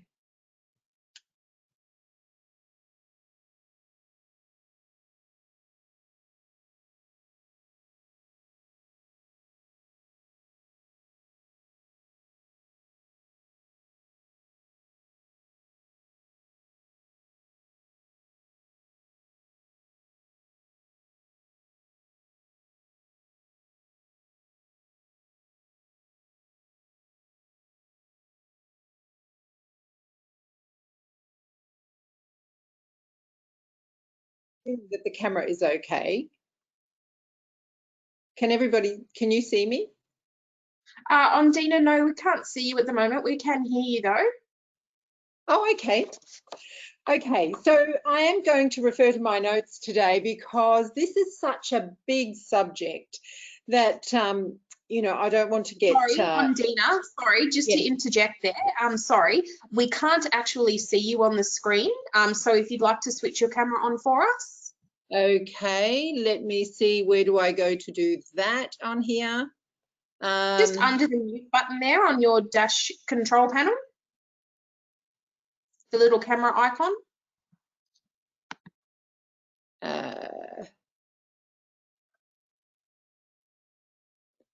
I don't have that on my screen. If you just look at the go to webinar control panel where you took yourself off mute, underneath is a little camera icon, and if you click that, it will turn green and switch your camera on for you. I can see the microphone and I can see the speaker, but I cannot, I've clicked on the webcam.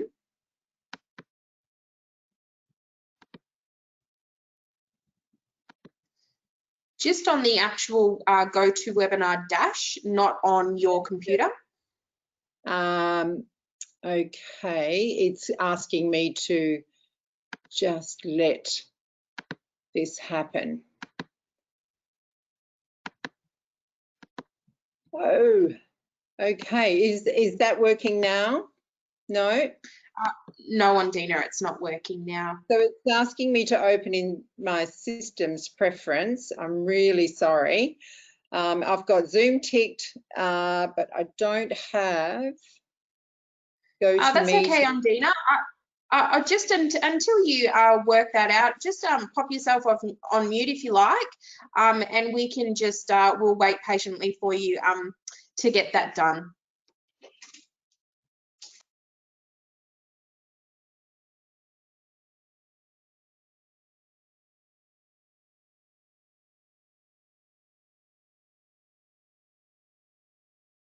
Ondina, if you can hear me, if you have a look at your GoToWebinar dash panel, just on the right-hand side, you'll see webcam, which just sits above audio.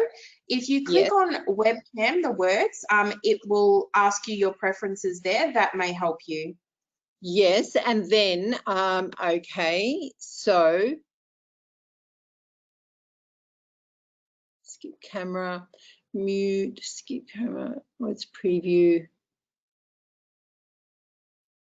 Okay, well that seems all ticked. Skip camera when joining, no. So I've ticked GoToMeeting. I'm sorry, you're going to have to help me here. I've got the screen to protect your privacy, blah, blah, blah. join meeting with your camera off. No, that's not ticked. Ondina, sorry, Ondina, I might just have one of either Erin or Nicole give you a quick ring to step you through that, rather than us just doing it on the platform. So sorry, yes, I should have checked. That's okay. This. Just put yourself on mute, and we'll all wait for you to have that chat with Nicole and Erin. Thank you, Ondina. Thank you for your patience.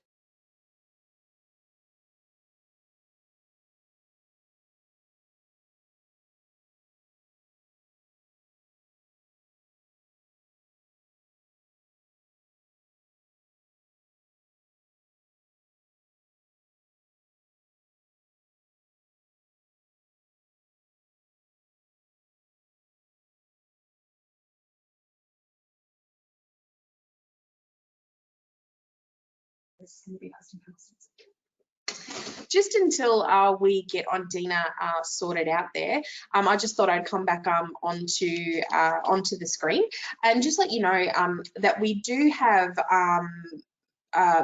a few webinars as part of our ongoing virtual national conference coming up on Tuesday the 17th of November, and also Thursday the 26th of November.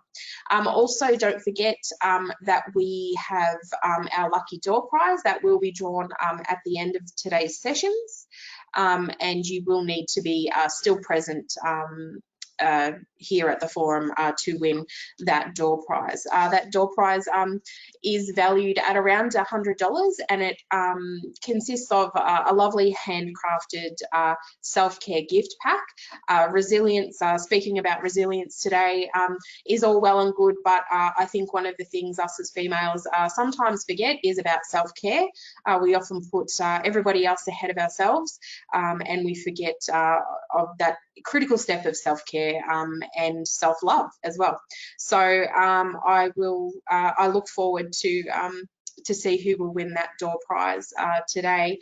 Once again, thank you to our major event sponsor, Amadeus, Sarah Samuels, incredibly wonderful woman to have on board with us today. We do thank you for coming along, Sarah. It's been lovely to have you, and we really appreciate you giving up your time. Fulton Hogan is also our event partner, and we do thank you for your contribution to the Women in Airports 2020 forum. I do think that we are very close to having Ondina ready, so I will leave you again, and Ondina will be with you shortly. Thank you.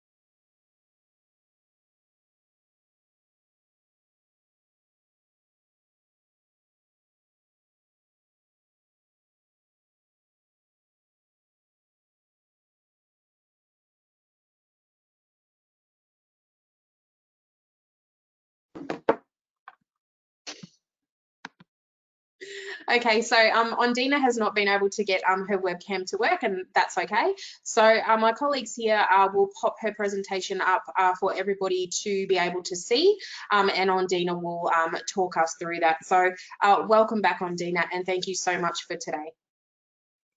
I am so sorry, everybody, that this has happened, but I have given it my best shot. Anyway, so today I really would like to talk to you, and I'm feeling a little bit thrown off now, but I'm just going to settle down because I have some valuable information I want to share with you. So how to build trust and create influence fast, why it's important. As I said before, I feel very humbled to be part of this conversation today. I think it's such an important conversation, and I couldn't help thinking about you know, all the people that have spoken so far and what you must be going through in terms of working at the airports and all these changes that are coming through.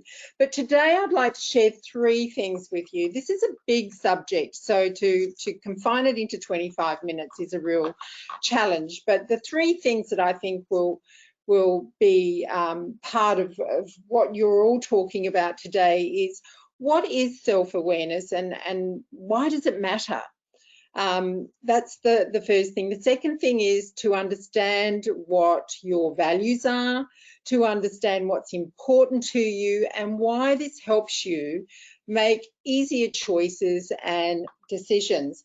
I know one of the ladies who spoke today, I think it was Julie on the panel, who said that she was made redundant once early on in her career, and one of the reasons was that her values didn't match. So understanding what your values are and what's important to you and how that helps you make decisions is key. And then how do we understand and control our emotions?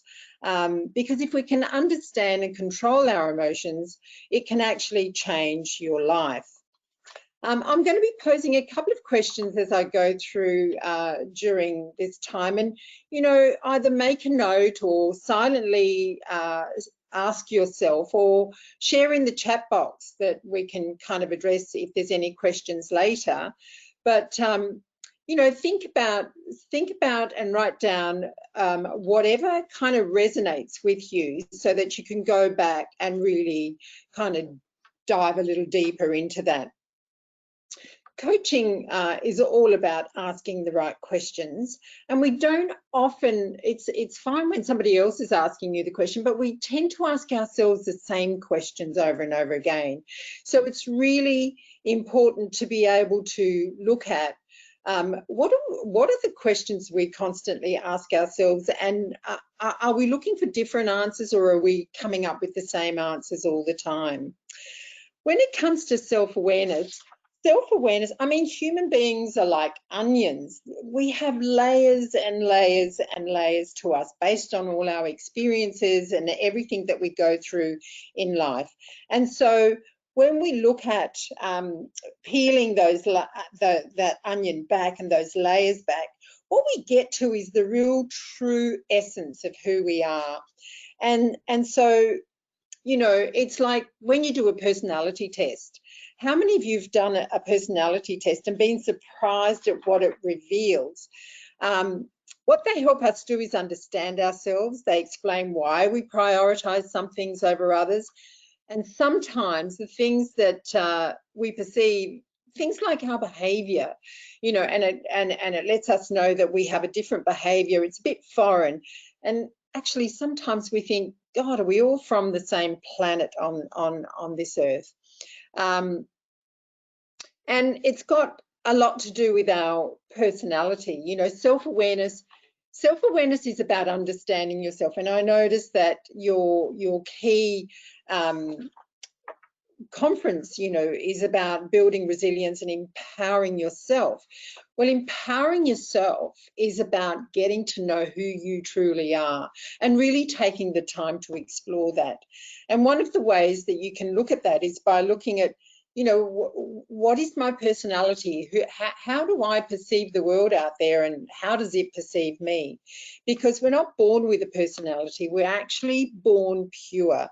We're given our personality, we're gifted our personality from our parents, our teachers, our friends. They all create influence. And by the time we're 7 years old, we're pretty much formed. And our beliefs and our understandings of the world around us are formed by what we hear, what we see, what others are doing. From the moment, you know, from the moment we hear that first no from our parents or no from somebody else, that's when our belief system actually begins. And, you know, our personalities, when we look at our personalities on a deeper level, you know, our personalities are made up of the way we think, what we feel, what we believe in, what we value, the habits that we've formed, and the identity that we hold on to. I've heard today about, you know, who we believe we are, and not to cut ourselves short, and to make sure that, you know, we step up and use our transferable skills in other areas. We can be resilient by understanding, you know, that we identify with more than just our role or where we are at the moment. Joe Dispenza, who's an expert on neuroscience and an author of the book, Changing the Habit of Being Yourself, says that when you have a thought, it creates a feeling, and that feeling creates a behavior. And when you create that behavior, you create an experience, either good or bad, but it creates an experience, and that experience creates an emotion. That emotion then creates a thought again, and it goes around and around and around. And so every day, you know, we create a new day by the way that we think and the way that we do things and the way that we show up in the world. We have 63,000 thoughts a day, and 90% of those thoughts you'll think again tomorrow. And so when you take a look at being aware of your thoughts and the way you think, just ask yourself the question, what is it that takes up my time thinking each day? How do I behave when I'm thinking? What am I feeling? I'll give you an example. Last night, my husband was on a video conference until about 9 o'clock at night, and I decided to watch something on Netflix just to relax. And I started watching Queen of the South, something I would never normally watch, but I watched it. It was harsh, it was cruel, it was all the things that I don't value in my life. And I had a dreadful night's sleep. And then this morning, having a phone call from a friend of mine, I felt irritated. I felt uncomfortable about the conversation we were having. And I suddenly realized, just take a breath, because all this is stemmed from something that filled my mind last night, that your brain doesn't actually know whether it's real or whether it's not real. So when we look at the way that we think and the way that we want to create our future, depending on how our experience creates our emotions and our thoughts, you know, it can become a habit to think a particular way. And if you're going to be thinking about the past or something that's happened even a week ago, whether it's with a colleague, whether it's with someone, a friend, or just within your own home, the way that you think about that, every time you do, you're actually recreating that thought. And so if you do that often enough, you actually create a habit of thinking a particular way. We can actually get into the habit of thinking ourselves sad, crazy as that sounds. But if you keep continuing thinking a particular way, and this works on the positive and the negative, then, you know, after a while, it will put you in a mood. It will be a good mood or a bad mood. Either way, it's a mood. Keep doing that, and what will happen is it will become part of your character. And before you know it, if you don't stop doing that, or if you don't change doing that, it's going to actually become part of your personality. So your personality is built on the way you think, feel, behave, and on a consistent basis. And if you think about our habits at the moment, you know, everyone's been, the world has changed, and it's changed, and we've had 9 months, or probably just a little bit more, of using very different habits, having to put aside some of the habits that we had, going to work, doing particular things, going on holiday, all the things that have been talked about today. But we're developing habits in lockdown, we're developing habits working from home. And if you think about some of those habits, you know, a lot of my clients are saying, oh my God, I've got those COVID kilos on, or I'm drinking too much, or I'm not getting dressed up in the morning, or I'm not putting my makeup on, and my hair, I haven't had my hair done since March. All these things create a feeling and a mood and how you actually show up. And it's really, really important to be aware of that, because when you know your emotions and your strengths and your weaknesses and what drives you and your values, you'll be able to understand why you feel the way you do. And some of my clients have actually said that they don't want to go back into the workplace. They're quite happy working from home. But I find that some people feel quite safe working at home. There's all sorts of different reasons, and none of us have the same reason. We've all got, we all base our thoughts and feelings based on our own experiences and what life has dealt to us on an individual basis. Daniel Goleman talks about emotional intelligence, and the first step to that is self-awareness. So the way he describes it is, you know, you can build your self-awareness knowing your emotions, your strengths, your weaknesses, what drives your values and goals, and how they actually impact others. Stephen Covey wrote the book, The 7 Habits of Highly Effective People. And he has written the principles of life and work. And he describes it this way: self-awareness is our capacity to stand apart from ourselves and examine our thinking, our motives, our history, our scripts, which is our stories, our habits and our tendencies. So let's just take a quick look at that. What are some of the things that you're constantly thinking about yourself? What are you thinking about yourself? What motivates you to behave in a particular way? What are the stories that you keep talking about, telling yourself? Because the first conversation we have is always with ourselves, even though it's that little voice in your head. If you were to speak out loud some of the things that you kind of converse in your mind about, you'd probably be a bit mortified, or if it was recorded, because we're not kind to ourselves in a lot of ways. But what are the stories that you share with others, and what are the stories that you constantly tell yourself and others? And what are the habits that you have that are serving you or not serving you in your quest for life? And what are your tendencies? Because what you tend to do sometimes, or what you do some places, you will do in other places. I hear clients talk about, this is how I am at work, and this is how I am at home. Now, you are one person, and your behaviour is based on your past experiences, as I've said before. And when you get into a stressful situation, the things that you aren't bringing out at work or at home will actually come out, because they live in your subconscious mind.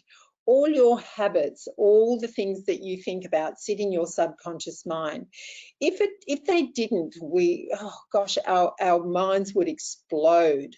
You know, it's like driving a car. If we didn't remember in our subconscious how to drive a car, and we had to think about it every single day, we wouldn't be able to cope. Now we can drive a car, we can have a conversation on a speakerphone, we can tell the children in the back seat of the car to be quiet, we can listen to the radio, we can change the station, and we can do all sorts of things because we don't have to think about those incidental things that taught us to drive the car. So, you know, what are some of the things that can change your personality? Well, the first thing that can change your personality is the way you think, because that has everything to do with your emotions. We can change our personality by changing our habits and being mindful of the habits that we foster, because it takes 66 days to really ingrain a habit. Now, if you think about how long we've been in lockdown, just think about the habits that you have now that you didn't have before. And then our imagination, we can think about things. We can dream, as Boo was saying, we can dream, we can execute, and we can plan, and we can debrief, we can look at all those things, and we can actually dream in our imagination of the life we want to have, and then perhaps put our, form some habits around that. The brain structure and chemistry your brain structure and chemistry can change your personality. And that happens when, number one, you can drink too much coffee. You can have, you may have to be on medication. And I know from my own experience that absolutely has an effect on your brain structure and chemistry. Time can change your personality. I mean, when you're 20 years old, what's important to you then may not be so important to you at 40 or 50. I know the things that used to absolutely take up a lot of my mind space back then aren't so important to me anymore. Affirmations, the things we tell ourselves, and the labels we give ourselves. We are more than the role that we do, the role that we have.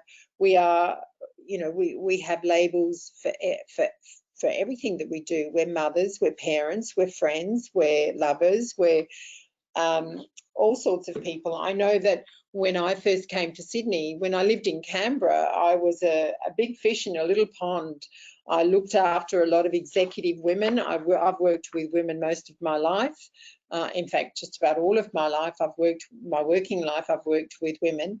And so in the skincare industry, in the fashion industry, and now with my coaching, I've worked a lot with women. And I was known in Canberra as Ondina because nobody knew my surname, and I never used my surname. But when I moved to Sydney, I felt totally invisible. It really knocked my confidence. I didn't think that, I was able to do what I wanted to do here in Sydney.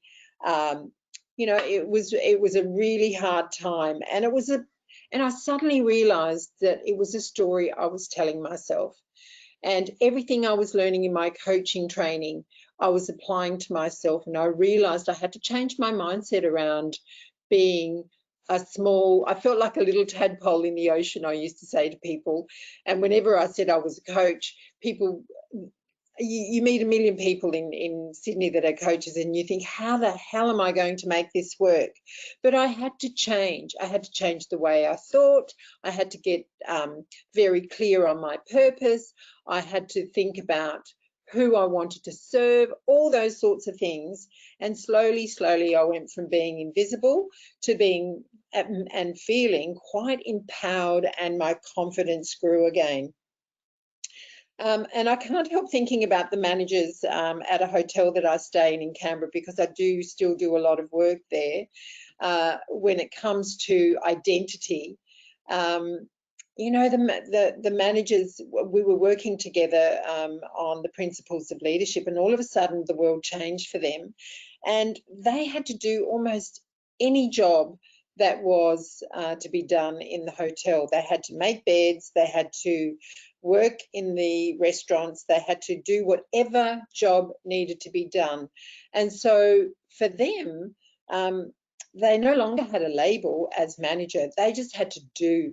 They had to do whatever it needed to be to get things done. And I go back to what one of the panel said, is that, we've got to keep the lights on, and that's exactly what they were doing. And they had to have a little mind shift,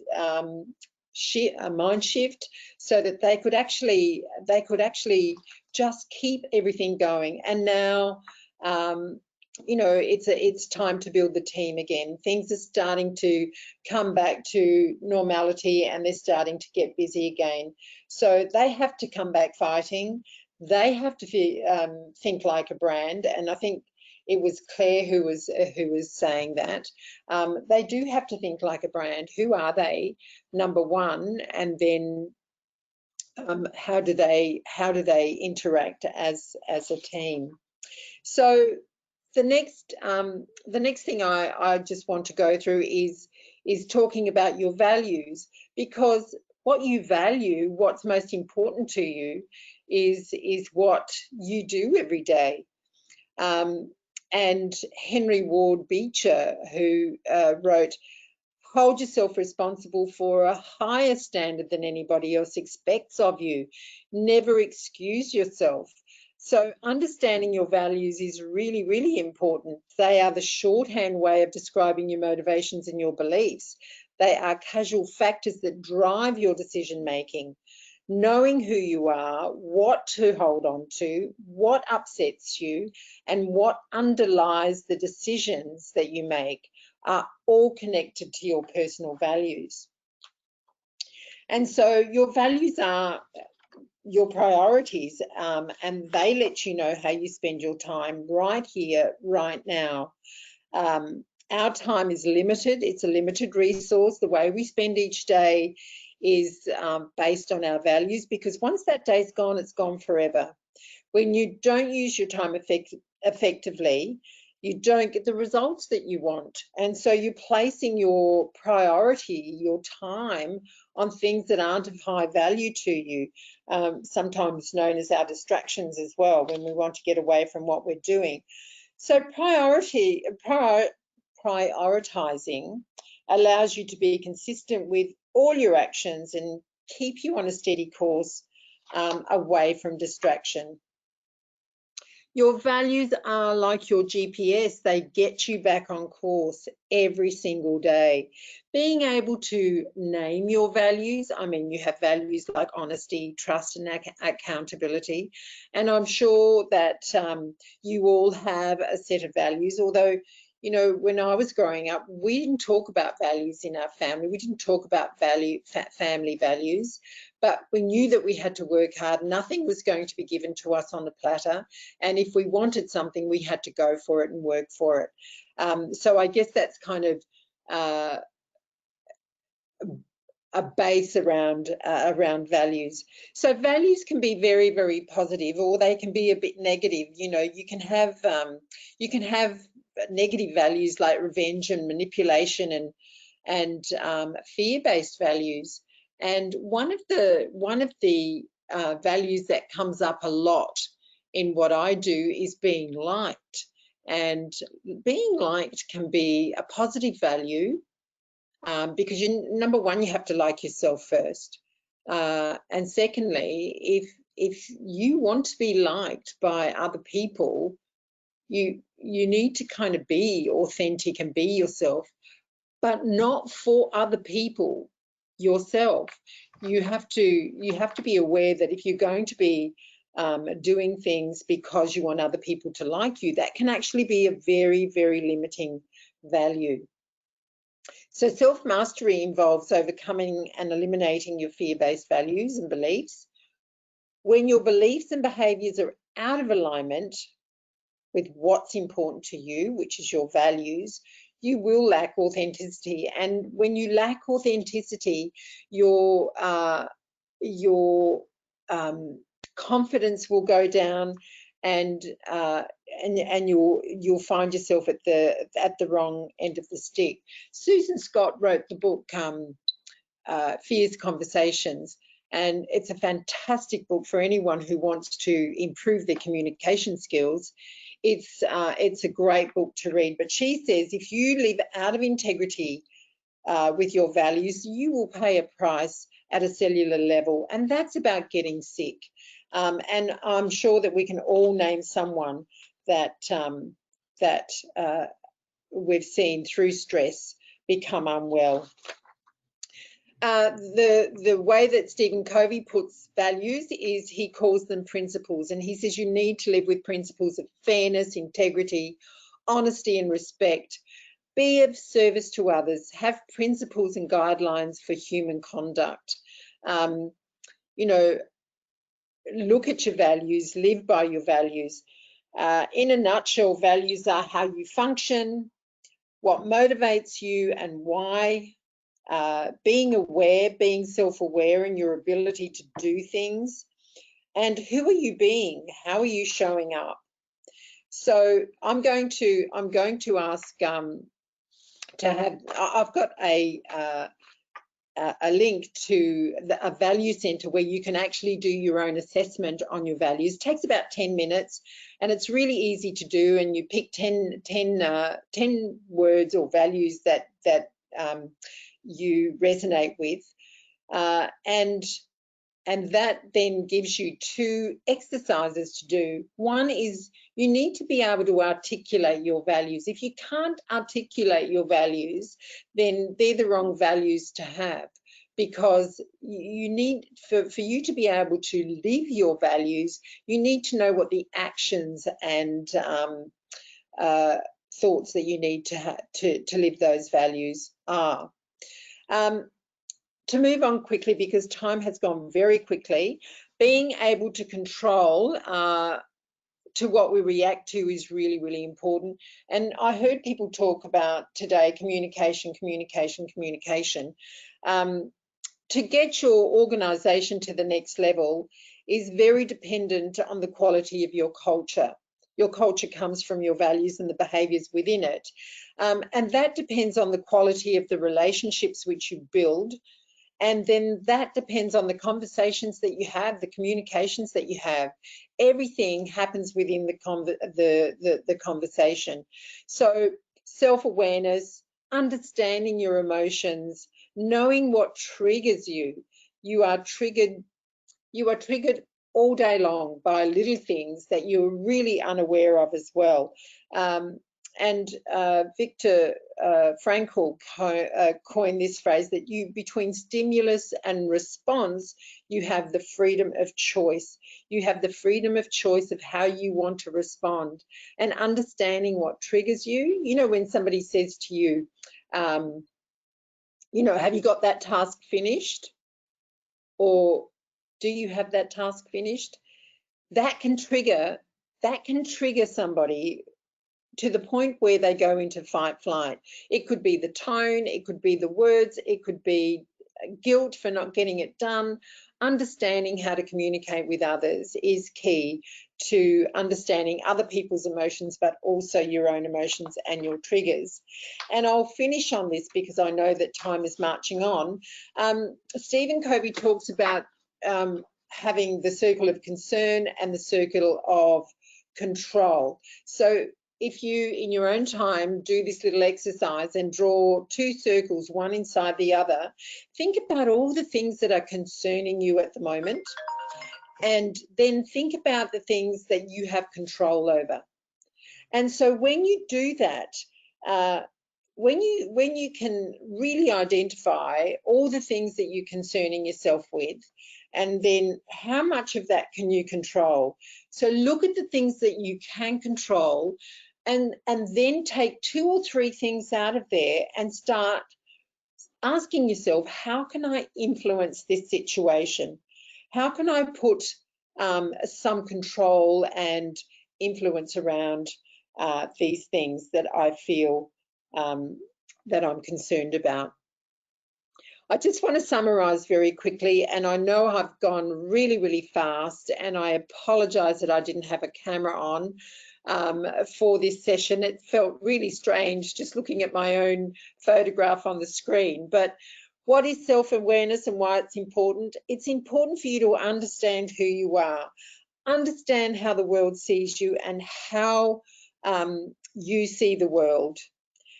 The world is, we don't see the world as it is. We see the world as we see it, because it's always based on our experience and our beliefs. Why we need to understand our values. Our decisions are made, our habits are formed, and our behaviour is all based on what's important to us. And in the coaching world, we put weight on values. You know, how important is it to you, and if it's that important, why aren't you working towards it? You've put something else in place of it, so it can't be too important. So it's about weighting your value and understanding how to do that. how understanding and controlling your emotions can change your life? Well, as human beings, we have a choice on how we respond to the world, and it starts with our thoughts and conversations. Those silent ones we have with ourselves, what concern ourselves, and what is out of our control. So I'll just finish with this quote. Many people believe that the only thing that we need for success are talent, energy, and personality. But history has taught us that over the long haul, who we are is more important than who we appear to be. So I hope that's been valuable to you and has given you a little bit of an insight of what it means to be self-aware. Use your imagination, be conscious, be intentional about your life, use your independent will and live the life you want to live, value-based with intention. Thank you. Thank you so much, Ondina. A wonderful presentation. I certainly got a lot out of that, especially around in terms of identifying my values and looking at my own emotional intelligence and self-awareness, not just in my personal life, but certainly in my professional life. So thank you very much for that presentation. Just to make those who have dialed in aware, we will be making all of the links that Ondina mentioned during her presentation available in the post forum survey, as well as all of the I guess the links or the references to the books that Ondina mentioned. And just also before we move on to our next session, Ondina has provided today's attendees with a special offer, a complimentary coaching session, which I'm sure you will agree is extremely generous. So please refer to the handout section in your control panel to download that flyer for more information. So thank you so much, Ondina. Thank you. Moving on to our final session of the day, it is Strategies for Balance. I will welcome Sarah Samuel back to the camera to introduce the next session. Thank you, Sarah.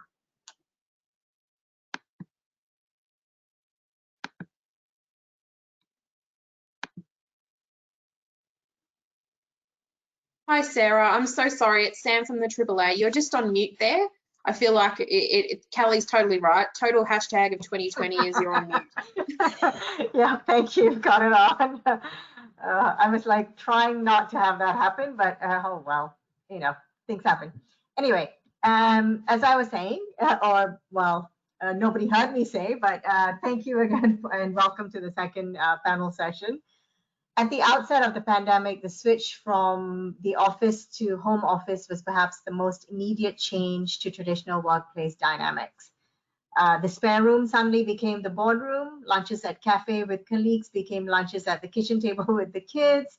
The common phrases in meetings became, "You're on mute." "Sorry, my connection dropped off." Without the clear separation of the office and home, the balance between work and home hours have become blurred. Key emotional and mental triggers which indicate the transition from one to the other has been removed, and there's no unwinding on the commute home. No Friday drinks with colleagues to mark the end of the work week and the beginning of the weekend. Small rituals like changing from a dress blouse to a t-shirt and trackies at the end of the day have become essential in defining boundaries. Even then, it's still often hard to resist the urge to shoot off a couple of more emails before bed, and it can even be harder to prevent family business from interrupting the workday, as I'm sure everybody with a curious toddler or a teenager can attest to. In this environment, it's easy for balance to be offset. I've personally introduced strategies such as blocking time in my calendar for lunches and dinners. I've implemented a strict policy of no calls on Fridays after 6 p.m. And requesting weeknights that only business critical calls be scheduled after 9 p.m.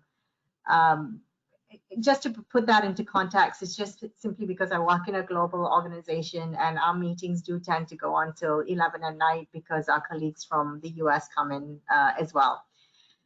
So anyway, I will now bring in the rest of the panel to join us. We want the session to be interactive, similar to the last session. So please use the question box and ask us any questions that you may have throughout the session. and we'll address them during the session. So let me introduce our panelists. So we've got Graham Cohen. Graham is a board director at RUOK. He helps leaders and teams to be more caring, resilient, and growth-oriented. He's described by the Australian Financial Review as a workplace resilience expert and is the author of 4 books, including the bestseller Back from the Brink. Welcome, Graham. We also have joining us Scientia Professor Helen Christensen. Helen is Director and Chief Scientist at the Black Dog Institute and a Professor of Mental Health at UNSW. She is also on the Million Minds panel, a government initiative that has brought together the most distinguished academics and mental health professionals to reduce the prevalence of mental illness and suicide. Welcome, Helen. Thank you very much. We have Mikae de Scheffer. Mikae is the Executive Vice President, Online Travel Companies and Managing Director, Asia Pacific at Amadeus. She's passionate about diversity, gender equality, and an inclusive environment in the workplace, and works to achieve that through her leadership style and participation in internal and industry forums such as this. I'm also proud to call Mikae a colleague and a friend. Welcome, Mikae. Hello. So, hello, everybody. So let's get started. This is a question to everybody on the panel. So CEO Shelley, okay, I can't pronounce her last name, but she was the author of Unashamedly Ambitious, has said that she prefers the term work-life integration to work-life balance, as it's not about balancing competing interests, but optimizing your life to meet your ambitions, whether they're professional or personal. What are some of the ways you've optimized your day-to-day to ensure that you've achieved your goals? Perhaps we start with Helen. Oh, wow. Thank you for that. I wasn't expecting to answer that question, and I don't think I've ever done it. I think I need all the help I can get in working out how to do work-life integration, because I think we have to be very careful that we don't put too much emphasis on our working life, actually, which just seems to compel us during the day to be available, and especially as now we're moving out of COVID, but prior to that, you know, the Zoom to Zoom every minute. So the ways that I've optimized my day today to ensure I achieve my goals, I think have probably have failed the test of work-life integration. Okay, thank you. And that's an honest and candid response. And, you know, I'm with you, Helen. You know, when we had office and home, I struggled for balance. So I just love the term work-life integration because, you know, I'm at best an average mom. You know, and that's just the reality. It's been very difficult for me in my role to balance both. So I love the term work-life integration. And what I've done to optimize is, you know, the examples that I have given, I had to draw clear boundaries. I had to actually put in my calendar, you know, take a break now, because otherwise it was like 9 a.m. to 9 p.m. back to back. Things were just piled up, you know. Mikae, sorry, Helen. Yeah, just going to follow up by saying that I think one of the tricks I learned is that you always give 100% for the activity that you're doing at the time. So if you've got conflicting priorities, if you are in a particular priority, just stick to giving 100% and not being worried about the other priority till you actually get to it. Thank you. That's a good advice there. Mikae, what have you been doing to optimize your work-life integration? Yeah, and I think it's do I always feel, I think I do align more with the work-life integration. I've always seen it as more flexibility. That's been important to me. I've worked for quite a long time already in global roles, based out of Asia like you. So my work schedule is weird by normal standards. So I think what I've really have done is to create boundaries and blocks, indeed, that I spend time sufficiently on myself and I can spend on my family.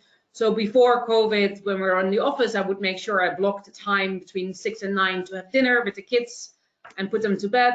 Well, now it's a bit all more fluid, as you say, because we're at home. But now I work every evening. I have calls every evening. I block my morning. I go in the morning, I go to the gym, I do some yoga, or I just do some fun stuff. I have lunch with people. So I think what I really try to do is consciously block some time for also the other activities, because work has a tendency to just take over because it's never finished.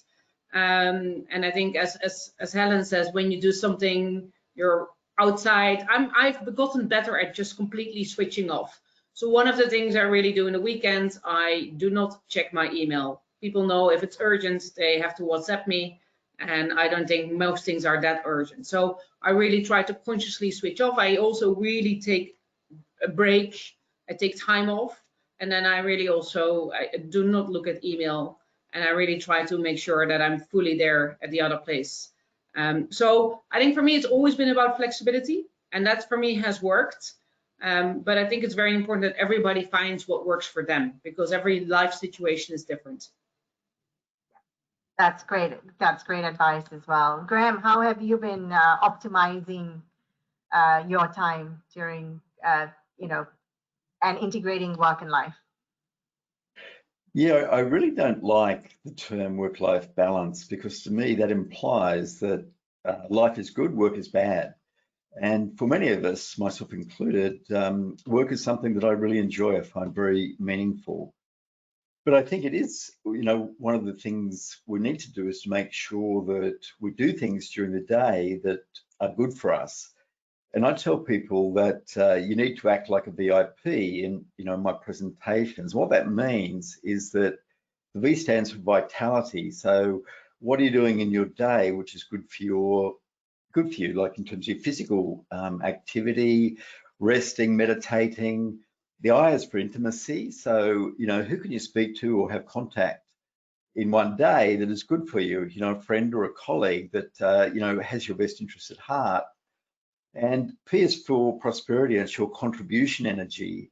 And this can come from our work or volunteering, just making a difference. And so thinking at the start of the day, can I tick off or plan when I'm going to do each of those elements, really helps me. And I must say that I come to this view through having done really, really badly myself when I crashed and burned in a previous market crash.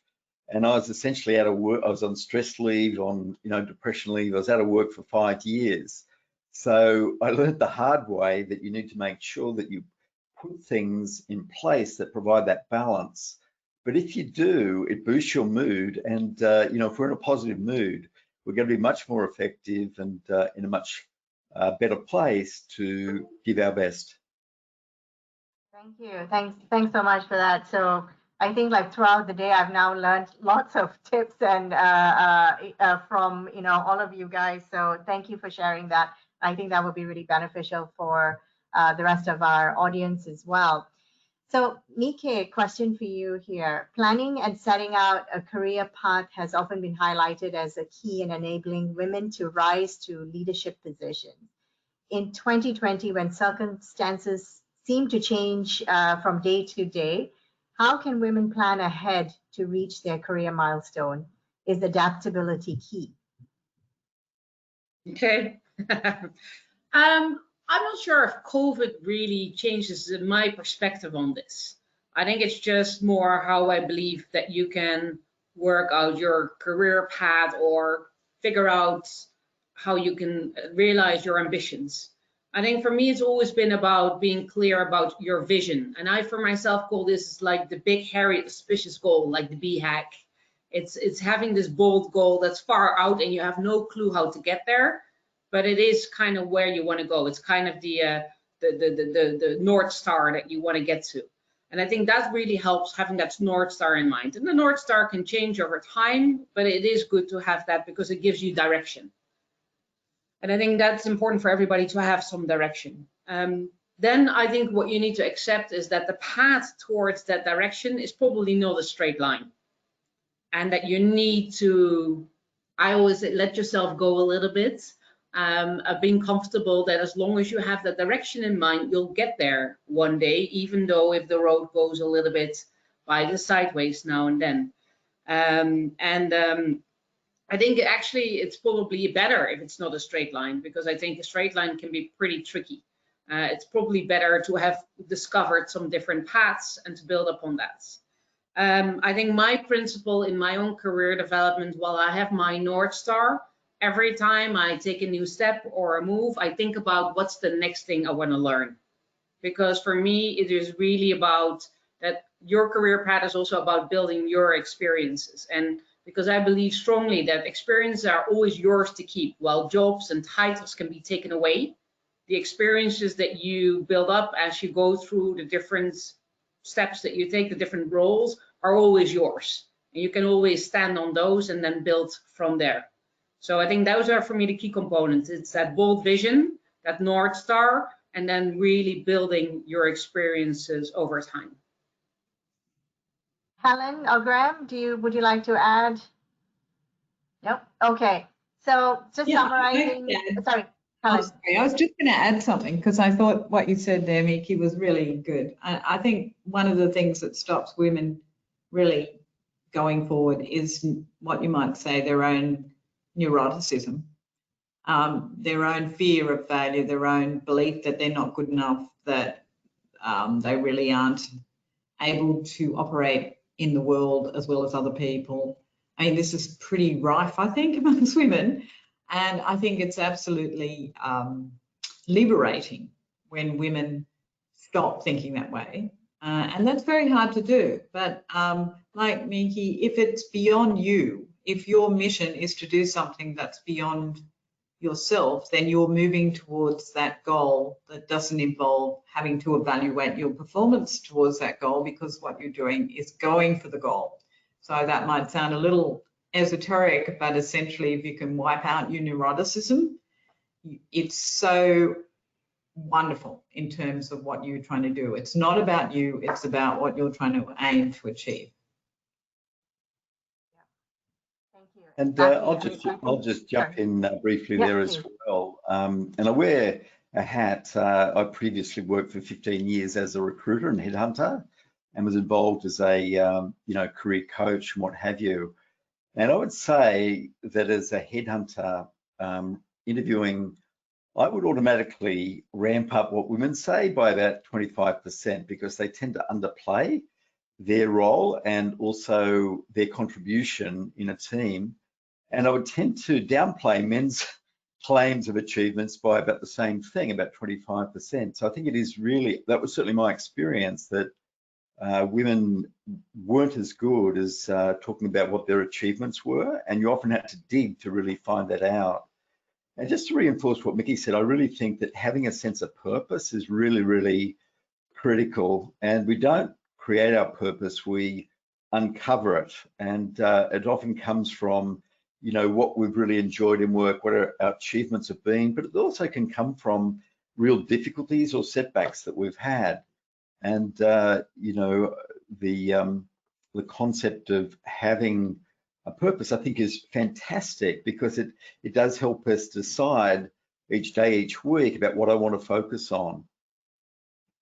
Yeah, great. So it's about having that big vision, your North Star, skilling up, getting that experience, being bold, speaking out, and taking that opportunity as it arises and not holding yourself back. I think that's sort of the key summaries from, that I can pick from what we've just discussed. So Graham, maybe I'll go into you. So in the 2020 Lean In McKinsey Women in Workplace report, this is of course largely to do with America, but I think it's, we can expand it to, most countries in the world, found that 1 in 4 women, including those in senior leadership positions, are considering downsizing their career or leaving because of new stresses imposed by the pandemic. So Graham, could you share with us a resilience blueprint for both men and women in the audience? And how can we navigate these times immediately and more long-term as the industry begins to recover? Yeah, well, firstly, I'd just add, or just nominate, but I think it's a real tragedy that 1 in 4 women are thinking of pulling back and reducing what they do with their job and their responsibilities, because I've never known a time more important to have collaboration skills both within teams and across organizations. And it's my view, and this is a bit of a generalization, that women are better at that, but have better intuition, sensing a situation. So I think it'd be really, really sad. And, you know, a recent report done by the Deloitte organization said that the biggest growth in jobs is what they nominated 3 different types of roles. One was hands, which is physical work, heads, which is, you know, brain work, or like a lawyer or a doctor, etc. And then heart work, which is the collaboration stuff, the interpersonal stuff. All the growth going forward is in that interpersonal space. And so that's why I really hope that women don't pull back, because I think it's so important. Now, to have a blueprint going forward, I've already shared my thing of acting like a VIP. And what I do is in my workshops, I have a self-care snapshot where you answer 5 questions in the vitality section, the intimacy section, and the prosperity section.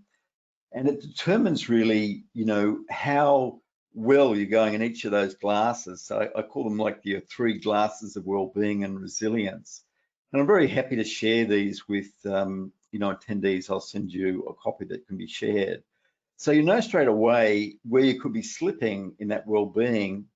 And then I also then have a self-care weekly planner where you put in place, you know, what you're doing in the week ahead regarding your physical health, what you're doing with regards to your emotional health, and what you're doing with regards to your contribution health. And I do that on Sunday, and recommend people to do that on Sunday, because, you know, life happens if we try and do it on Monday. If we do it on Sunday, we can realize who haven't we seen, or what can't we do, and we can make those appointments for ourselves in the diary. And you know, I think acting like a VIP, treating ourselves as a VIP, is incredibly important for women who often take also the primary responsibility for home care as well. And so making sure that, you know, you do things that are good for you, because, you know, and really have this mantra that self-care isn't selfish. I can't look after others if I don't look after myself. That's really very, very important. It's one of the things I think that I've learned that I need to practice, you know, during the lockdown that we had in Singapore, and, you know, and globally. I think a lot of women have learned the need to really step away and look after ourselves, you know, physically, mentally, and emotionally. And there's nothing like a good massage or a good facial, you know, that really relaxes you and helps you. So thank you for that, and thank you for sharing, you know, some of the tips, the blueprints that you mentioned, Graham. I think if you sent it to Erin or Sam or, you know, one of our organizers, I'm sure they will get it out to the rest of the delegates. So Helen, question for you. During these difficult times, many of us in the industry have implemented programs to prioritize mental health of our teams and ourselves. What are some key recommendations that you would make to leaders wanting to improve the mental health in their workplace?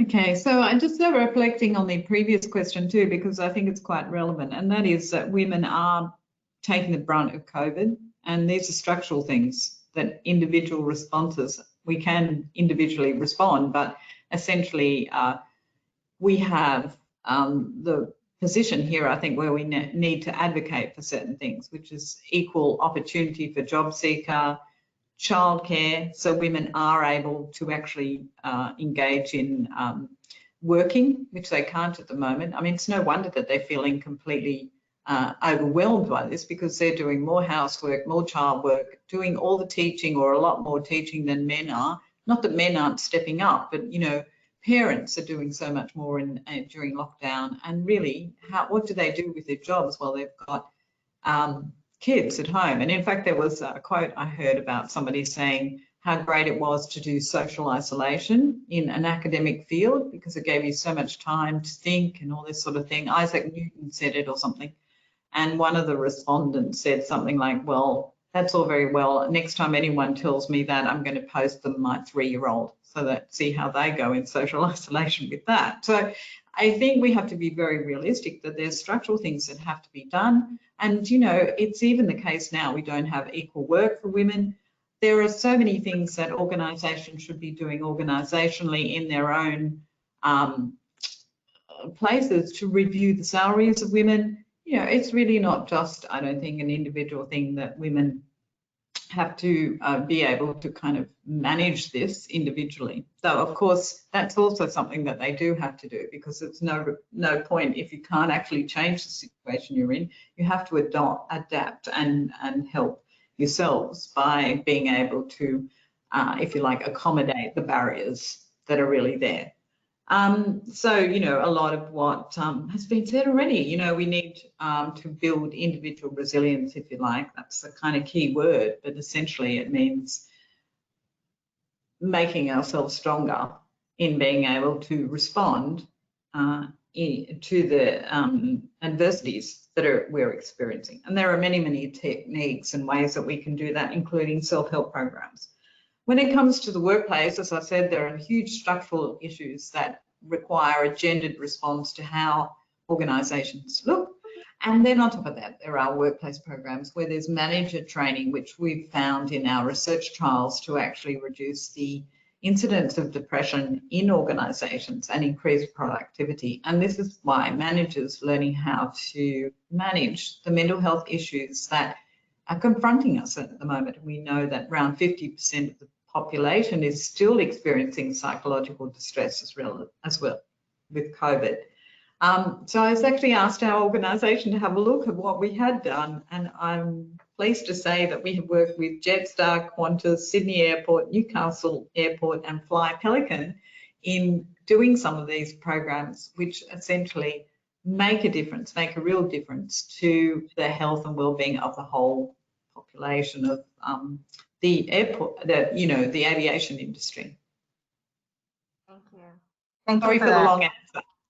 No, I mean, but it was all very helpful and, you know, very relevant, and, you know, and I think there are a lot of managers and airport leaders, you know, listening in on this to our session here, and, you know, hopefully they will pick up on that and they're able to implement and support their teams.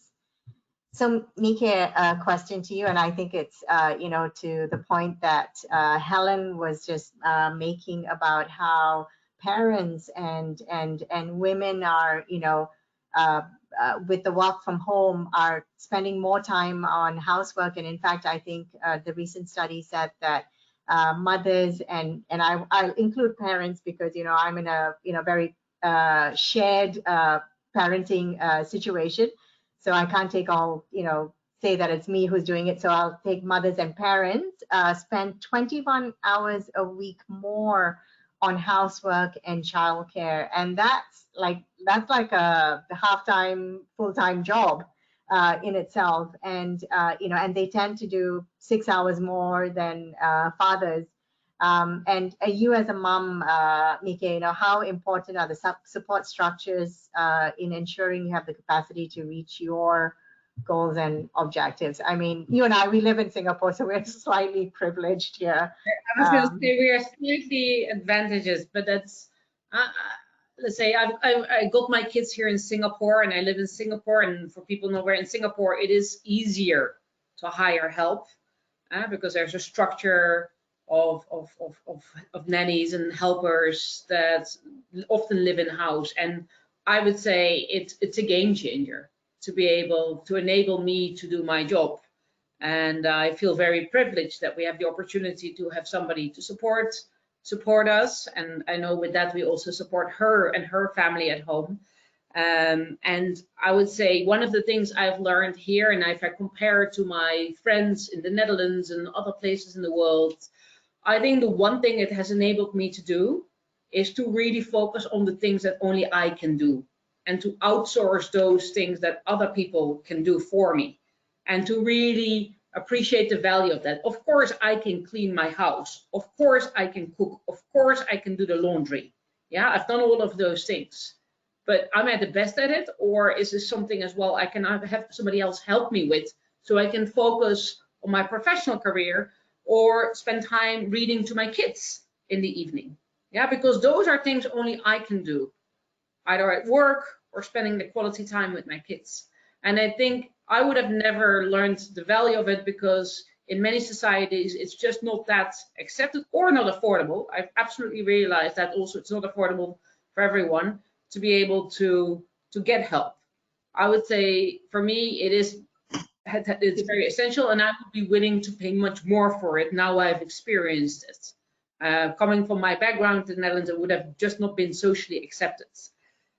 I also think that one of the key challenges is it's for women to also ask on what they need, but it's also society as a whole. One of the, and that sounds very abstract, but for me, one of the biggest challenges has been schools.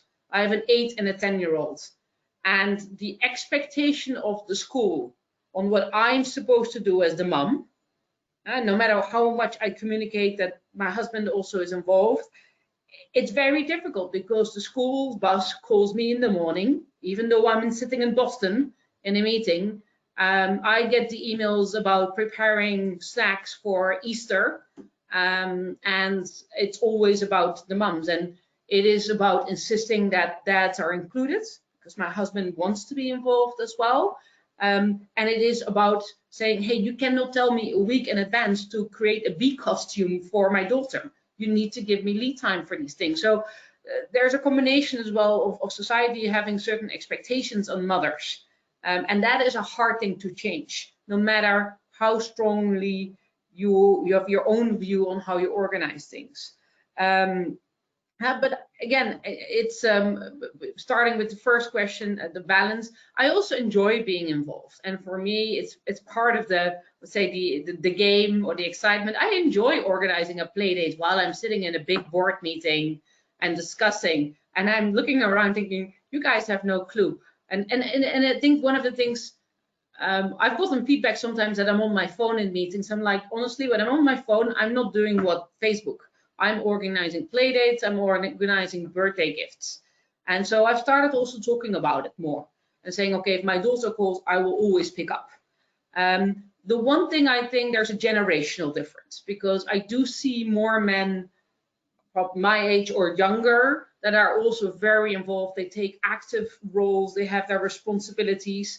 While what I see at the more senior level, still a lot of the men, they often had wives that weren't taking the lead on taking care of the kids, and they have, let's say, when I've had a very open conversation with one of my bosses about all the things I take care of while I'll travel, and he was absolutely flabbergasted. He had no idea because none of those things ever came onto his plate. So we can also not assume that people understand, and I think this is why it's so important to share. So I've really taken much more of a vocal role, sharing, communicating about how I manage certain things, the challenges I have with it, because I've gotten feedback that it gives people confidence that they can talk about these challenges.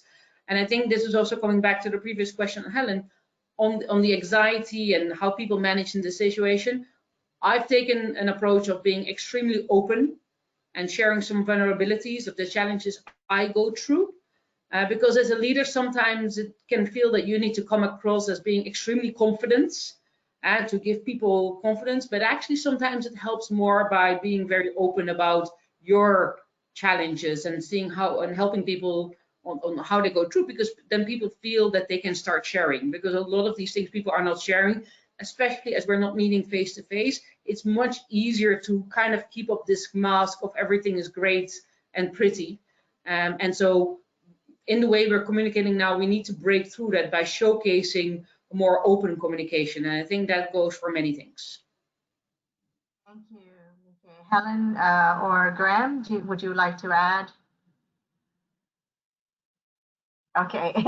So I actually wanted to say as well, the first 10 years of my son's life, I actually lived in Australia, and and we had no family support either.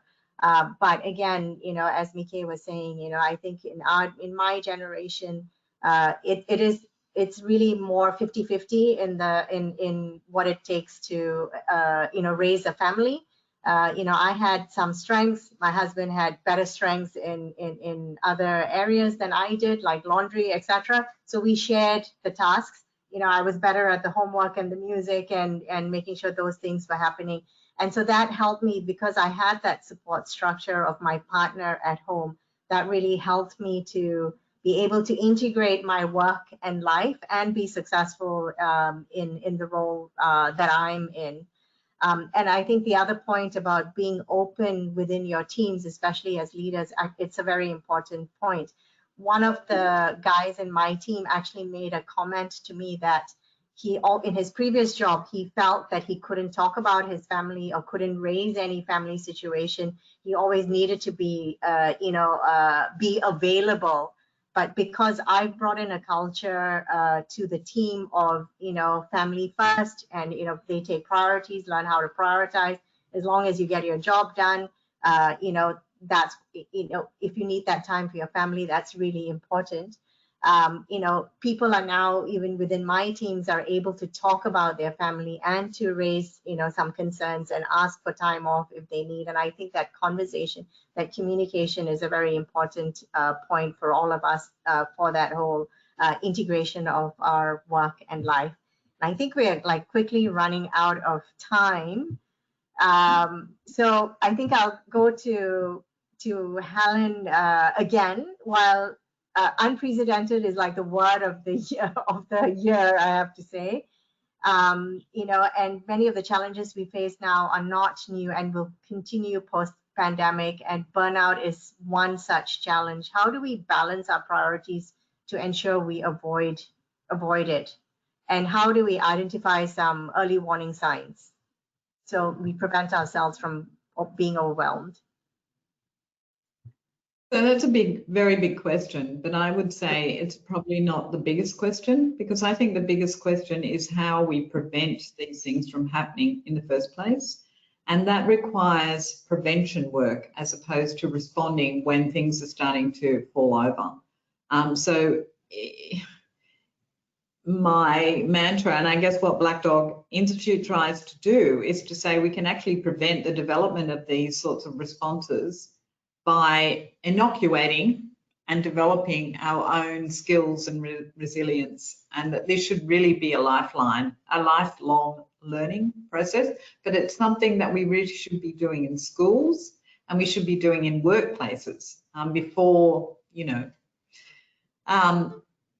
the problems start. And it's sort of like it's this idea of COVID-19 preparedness. Our workplaces need to be prepared, we need to be prepared, and so do our schools, because we're going to have more climate change, more pandemics, and more potentially geopolitical crises in the next 10 years. So let's all start getting prepared, really, rather than saying how can we actually avoid, symptoms once things start to happen. I'm so sorry. Here's a work-life interruption. I've got construction at the neighbor's house, and that's coming through. I apologize for that to everyone. So we've got, we're kind of over time because I need to hand over to Sam as well. So if you can give me in one sentence, in 30 seconds, one key takeaway. Graham, let's start with you, that you can share with the audience for them to take away with them. I really love the wonderful American poet Maya Angelou, who's passed away, her definition of success. And she said, success is liking yourself, liking what you do, and liking how you do it. And I think that sums up a career and a good life. Thank you. Helen. It's really hard to just summarize something. I just want to a couple of things. First of all, I want to thank being invited onto this. I want to thank very much the support we've had from aviation and airports and airport brands and companies for the support they've given us. But I also want to encourage women to, and men, of course, really to recognize that this has been a really incredibly hard year, and that it's probably time to plan some time out of work in the next few weeks before Christmas to actually enjoy that intensity that we've all been experiencing this year. And Nikki. Yeah, and I think linked to that and what Graham was saying before, I was thinking to something that somebody said before, and perhaps with this audience quite smart, quite well fit. As we say in the plane, if the air drops, if the air pressure drops, put your oxygen mask on first before helping anybody else. And I think that's really what's very important this month. Let's make sure you're recharged, you're fit, and only then you can also really help others. And I think that's really what we should do in the coming weeks, as Helen says. Thank you so much to all three of you for joining me on this panel session. And I want to say a big thank you to AAA for organizing this forum. It's just been a very helpful few hours. I also want to give a big shout out to Ruben, who has helped me to put together the questions and work with all our panelists so that we could make this interesting. And lastly, to everybody out there, the future, there is recovery, guys, and the future is looking bright for us. So stay strong, stay sane, and be successful, be bold. Thank you, everyone. Thank you. Thank you so much, Sarah. Before I lose the panel, sorry, we just had one question come through, and I actually think it's quite an important question, so I am going to ask it of the panel. What do you suggest people do, especially females, when their upper management don't necessarily understand or embrace that integration, that work-life integration, especially if someone perhaps is a single mum? How do you suggest they work through that? Anyone wants to take? Yeah, I would say the importance always is to align on what needs to be achieved in the job. And I think focusing on that conversation and being clear on what needs to be delivered. And then once there's alignment on that, I think there should be lesser of a friction around how it's done and when it's done. Because at the end of the day, if you are aligned on what needs to be done, I think that's a good angle for the conversation. Thank you. Thank you so much. Sorry, Sam, if I could just add one other, alignment of what is expected from you from work. But I think it's also important that you share your expectation with your manager as well, because I think they need to understand. So don't be afraid to communicate, some of your expectation back to them, the support that you need from them. So I think then it's a two-way communication, where they've set their expectations and goals that you need to achieve, and you've set your expectation to them. That's some great advice. Thank you. Thank you so much. And I will say thank you to the panel now as we wrap up today's forum. So thank you once again for all your time and preparation. Pleasure. Thank you. Thank you. So that does wrap up our final session for today. Another fascinating and informative session. I personally got a lot out of that, and I hope everybody else did too. We have drawn our lucky door prize winner, and that is Camilla Moody from Adelaide Airport. So congratulations, Camilla. I will be in contact with you via email shortly, just to grab an address so we can ship out your door prize. So certainly, definitely talking about self-care and self-care and self-love in the panel session. So we're hoping that door prize does help you do some of that. So once again, thank you to all of our presenters for coming along, giving their time today and their expertise. We certainly got a lot out of it here at the AAA, and given that most people are still on the line that have dialed in today, we can safely assume that the first online Women in Airports forum has gone extremely well. So thank you to all those presenters for today. From my own perspective, certainly something jumped out at me. I had a bit of an Oprah aha light bulb moment. Jobs and titles can be taken away, but your experiences are yours to keep. That certainly resonated with me, and that will be probably the key thing that I take away from today.